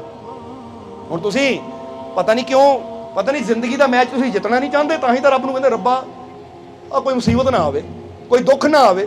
ਓਏ ਦੁੱਖ ਤੁਹਾਨੂੰ ਮਾਰਨ ਨਹੀਂ ਆਉਂਦੇ, ਬਲਕਿ ਦੁੱਖ ਤੁਹਾਨੂੰ ਮਜ਼ਬੂਤ ਬਣਾਉਣ ਆਉਂਦੇ ਆ। ਕਿਉਂਕਿ ਜਦੋਂ ਇਹ ਦੁੱਖ ਨੂੰ ਸਹਿਣ ਕਰ ਗਏ ਨਾ, ਗੁਜ਼ਰ ਗਏ ਉੱਚੀ, ਤਾਂ ਫਿਰ ਸਾਡੀ ਸਟਰੈਂਥ, ਸਾਡੀ ਸ਼ਕਤੀ ਹੋਰ ਵੀ ਵੱਧ ਜਾਂਦੀ ਹੈ। ਇਹ ਤਾਂ ਤੁਸੀਂ ਕਦੀ ਅਭਿਆਸ ਕਰਕੇ ਦੇਖਣਾ ਨਾ, ਤੁਸੀਂ ਆਪਣਾ ਇੱਕੋ ਹੀ ਹੱਥ ਪਹਿਲਾਂ ਹੌਲੀ ਹੌਲੀ ਕਿਤੇ ਇਦਾਂ ਕਰਨਾ ਸ਼ੁਰੂ ਕਰ ਦਿਓ, ਸਮਝਦੇ ਹੋ ਕਿ ਨਹੀਂ? ਫਿਰ ਹੌਲੀ ਹੌਲੀ ਹੌਲੀ ਹੌਲੀ ਤੁਹਾਡੀ ਸਟਰੈਂਥ ਨਹੀਂ ਵਧੇਗੀ, ਜ਼ੋਰ ਨਾਲ ਹੀ ਮਾਰੋਗੇ ਤੁਹਾਡੇ ਹੱਥ ਤੇ ਕੋਈ ਅਸਰ ਜਾਂ ਚਲੋ ਇਦਾਂ ਤਾਂ ਨਹੀਂ ਕਰਨਾ, ਇਦਾਂ ਕਰ ਲਓ ਕਿ ਕਦੀ ਨਾ ਗਲਾਸ ਵਿੱਚ ਗਰਮ ਗਰਮ ਦੁੱਧ ਪਾ ਕੇ ਗਲਾਸ ਨੂੰ ਪਕੜੋ, ਫਿਰ ਛੱਡ ਦਿਓ, ਜਦੋਂ ਗਰਮ ਲੱਗੇ ਛੱਡ ਦਿਓ। ਰੋਜ਼ ਇਦਾਂ ਅਭਿਆਸ ਕਰੋ ਨਾ, ਤੇ ਇੱਕ ਟਾਈਮ ਆਏਗਾ ਜਦੋਂ ਦੁੱਧ ਉਨਾ ਹੀ ਗਰਮ ਹੋਏਗਾ ਪਰ ਤੁਸੀਂ ਗਲਾਸ ਨੂੰ ਹੱਥ 'ਚ ਆਰਾਮ ਨਾਲ ਚੱਕ ਸਕਦੇ ਹੋ। ਹੁਣ ਕਈ ਵਾਰ ਇੱਥੇ ਬੀਬੀਆਂ ਨੂੰ ਪਤਾ ਹੋਏਗਾ ਕਿ ਜਦੋਂ ਰੋਟੀ ਤਵੇ ਤੋਂ ਥਲਦੀਆਂ ਨਾ, ਉਹ ਬੜੇ ਮਜ਼ੇ ਨਾਲ ਚੱਕ ਕਰਦਾ, ਦੂਜਾ ਉਹ ਬੜੀ ਗਰਮ ਹੈ। ਜਿਹਨੇ ਕਦੀ ਹੱਥ ਨਹੀਂ ਲਾਇਆ ਉਹਨੂੰ ਗਰਮ ਹੈ, ਉਹ ਆਰਾਮ ਨਾਲ ਚੱਕ ਕੇ ਇਦਾਂ ਇੱਥੋਂ ਇਦਾਂ, ਉਹਨਾਂ ਨੂੰ ਗਰਮੀ ਨਹੀਂ ਲੱਗਦੀ ਕਿਉਂਕਿ ਉਂਗਲੀਆਂ ਪੱਕ ਚੁੱਕੀਆਂ ਹੈ। ਸੋ ਕਿਸੇ ਵੀ ਤਕਲੀਫ 'ਚ ਜਦੋਂ ਅਸੀਂ ਗੁਜ਼ਰਦੇ ਹਾਂ ਨਾ, ਉਹ ਤਕਲੀਫ ਸਾਨੂੰ ਪਕਾਉਂਦੀ ਹੈ, ਮਜ਼ਬੂਤ ਬਣਾਉਂਦੀ ਹੈ। ਪਰ ਜਦੋਂ ਇਨਸਾਨ ਕਵੇ ਰੱਬਾ ਤਕਲੀਫ ਹੀ ਨਾ ਆਵੇ, ਇਹ ਦੁੱਖ ਨਾ ਆਵੇ ਮੇਰੇ ਜੀਵਨ 'ਚ ਕਦੀ ਵੀ, ਤਾਂ ਫਿਰ ਰੱਬ ਕਹਿੰਦਾ ਕਮਜ਼ੋਰ ਹੋ ਕੇ ਪੈਣਾ ਹੈ ਜਾਂ ਮਜ਼ਬੂਤ ਬਣਨਾ ਹੈ। ਔਰ ਕੋਈ ਬਾਪ ਕਦੀ ਨਹੀਂ ਚਾਹੁੰਦਾ ਮੇਰਾ ਬੱਚਾ ਕਮਜ਼ੋਰ ਹੋਵੇ। ਇਸ ਲਈ ਇੱਥੇ ਸਾਨੂੰ ਮਹਾਭਾਰਤ ਦੀ ਇੱਕ ਬੜੀ ਪਿਆਰੀ ਗੱਲ ਯਾਦ ਆ ਗਈ ਕਿ ਜਦੋਂ ਜੰਗ ਹੋਣੀ ਸੀ, ਯੁੱਧ ਹੋਣਾ ਸੀ ਪਾਂਡਵਾਂ ਵਿੱਚ ਔਰ ਕੌਰਵਾਂ ਵਿੱਚ, ਤਾਂ ਕਹਿੰਦੇ ਅਗਲੇ ਦਿਨ ਯੁੱਧ ਸ਼ੁਰੂ ਹੋਣਾ ਸੀ। ਤਾਂ ਸ਼ਾਮ ਦੇ ਸਮੇਂ ਦੁਰਯੋਧਨ ਕਿਹਦੇ ਕੋਲ ਗਿਆ? ਦ੍ਰੋਣ ਦੇ ਕੋਲ, ਗੁਰੂ ਦ੍ਰੋਣ ਦੇ ਕੋਲ। ਔਰ ਇਹ ਗੁਰੂ ਦ੍ਰੋਣ ਉਹ ਸੀ ਜਿਹਨੇ ਅਰਜੁਨ ਨੂੰ ਧਨੁਸ਼ ਵਿਦਿਆ ਸਿਖਾਈ ਸੀ। ਹੁਣ ਜਦੋਂ ਦੁਰਯੋਧਨ ਗਿਆ ਦ੍ਰੋਣ ਦੇ ਕੋਲ, ਤਾਂ ਦੇਖਿਆ ਦ੍ਰੋਣ ਨਾ ਚਿੰਤਾ ਵਿੱਚ ਹੈ, ਥੋੜਾ ਜਿਹਾ ਟੈਨਸ਼ਨ ਵਿੱਚ ਹੈ। ਤਾਂ ਦੁਰਯੋਧਨ ਬੜਾ ਹੈਰਾਨ ਹੋਇਆ ਕਿ ਸਾਡਾ ਗੁਰੂ ਜਿਹਨੇ ਸਾਨੂੰ ਸਿੱਖਿਆ ਦਿੱਤੀ, ਵਿਦਿਆ ਸਿਖਾਈ, ਇਹ ਚਿੰਤਾ ਕਿਉਂ ਕਰ ਰਿਹਾ, ਟੈਨਸ਼ਨ 'ਚ ਕਿਉਂ ਹੈ? ਤਾਂ ਉਸ ਵੇਲੇ ਦੁਰਯੋਧਨ ਨੇ ਪੁੱਛਿਆ ਗੁਰੂਦੇਵ ਤੁਸੀਂ ਫਿਕਰ 'ਚ ਕਿਉਂ, ਚਿੰਤਿਤ ਕਿਉਂ ਹੋ? ਤਾਂ ਉਸ ਲਈ ਦ੍ਰੋਣ ਨੇ ਕਿਹਾ ਕੱਲ ਨੂੰ ਯੁੱਧ ਸ਼ੁਰੂ ਹੋ ਜਾਣਾ, ਮੈਨੂੰ ਅਰਜੁਨ ਨੂੰ ਲੈ ਕੇ ਫਿਕਰ ਹੈ, ਕਿਉਂਕਿ ਅਰਜੁਨ ਬਹੁਤ ਅੱਛਾ ਤੀਰ ਅੰਦਾਜ਼ ਹੈ। ਇਸ ਲਈ 5 ਪਾਂਡਵਾਂ 'ਚੋਂ ਅਰਜੁਨ ਹੀ ਸਾਡੀ ਸੈਨਾ ਨੂੰ ਖਤਮ ਕਰ ਸਕਦਾ ਹੈ। ਇਸ ਲਈ ਮੈਂ ਉਹਦੇ ਬਾਰੇ ਸੋਚ ਰਿਹਾ।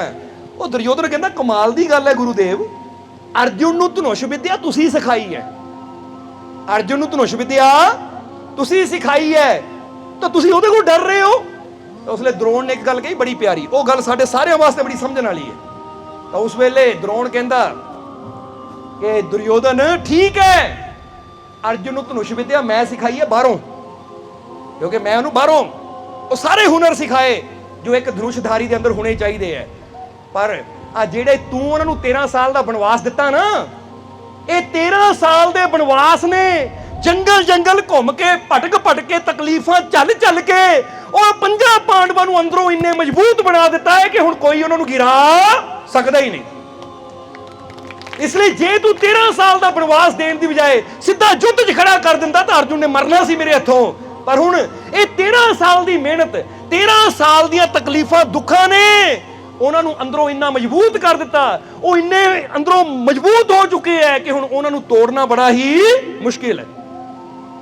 ਇਸ ਲਈ ਦੁਰਯੋਧਨ 13 ਸਾਲ ਦਾ ਬਨਵਾਸ ਦੇ ਕੇ ਤੂੰ ਅਰਜੁਨ ਜਾਂ ਪਾਂਡਵਾਂ ਦਾ ਕੋਈ ਨੁਕਸਾਨ ਨਹੀਂ ਕੀਤਾ, ਬਲਕਿ ਉਹਨਾਂ ਦਾ ਫਾਇਦਾ ਹੀ ਕੀਤਾ ਹੈ। ਕਿਉਂਕਿ 13 ਸਾਲ ਪਹਿਲਾਂ ਉਹ ਬੱਚੇ ਸੀ, ਕਮਜ਼ੋਰ ਸੀ, ਪਰ ਹੁਣ ਉਹੀ ਅੰਦਰੋਂ ਮਜ਼ਬੂਤ ਹੋ ਕੇ ਖੜੇ ਹੋਏ ਹੈ ਔਰ ਹੁਣ ਉਹਨਾਂ ਨੂੰ ਗਿਰਾਣਾ ਮੁਸ਼ਕਿਲ ਹੈ। ਔਰ ਇਹੀ ਚਿੰਤਾ ਦਾ ਕਾਰਨ ਹੈ ਮੇਰਾ, ਕਿਉਂਕਿ ਮੈਂ ਧਨੁਸ਼ ਵਿਦਿਆ ਬਾਹਰੋਂ ਸਿਖਾਈ, ਪਰ ਇਹ ਮੁਸੀਬਤਾਂ ਨੇ, ਇਹ ਤਕਲੀਫਾਂ ਨੇ, ਇਹ 13 ਸਾਲ ਜੰਗਲ ਘੁੰਮ ਕੇ, ਜੰਗਲੀ ਜਾਨਵਰਾਂ ਦਾ ਸਾਹਮਣਾ ਕਰਕੇ, ਮੁਸੀਬਤਾਂ ਦਾ ਸਾਹਮਣਾ ਕਰਕੇ ਉਹ ਅੰਦਰੋਂ ਇੰਨਾ ਮਜ਼ਬੂਤ ਹੋ ਚੁੱਕੇ ਹੈ ਕਿ ਮੇਰੀ ਬਾਹਰੋਂ ਸਿਖਾਈ ਹੋਈ ਧਨੁਸ਼ ਵਿਦਿਆ ਨਾਲੋਂ ਜ਼ਿਆਦਾ ਮੈਨੂੰ ਉਹਦਾ ਖਤਰਾ ਜੋ ਅੰਦਰੋਂ ਉਹ ਮਜ਼ਬੂਤ ਹੋ ਗਏ।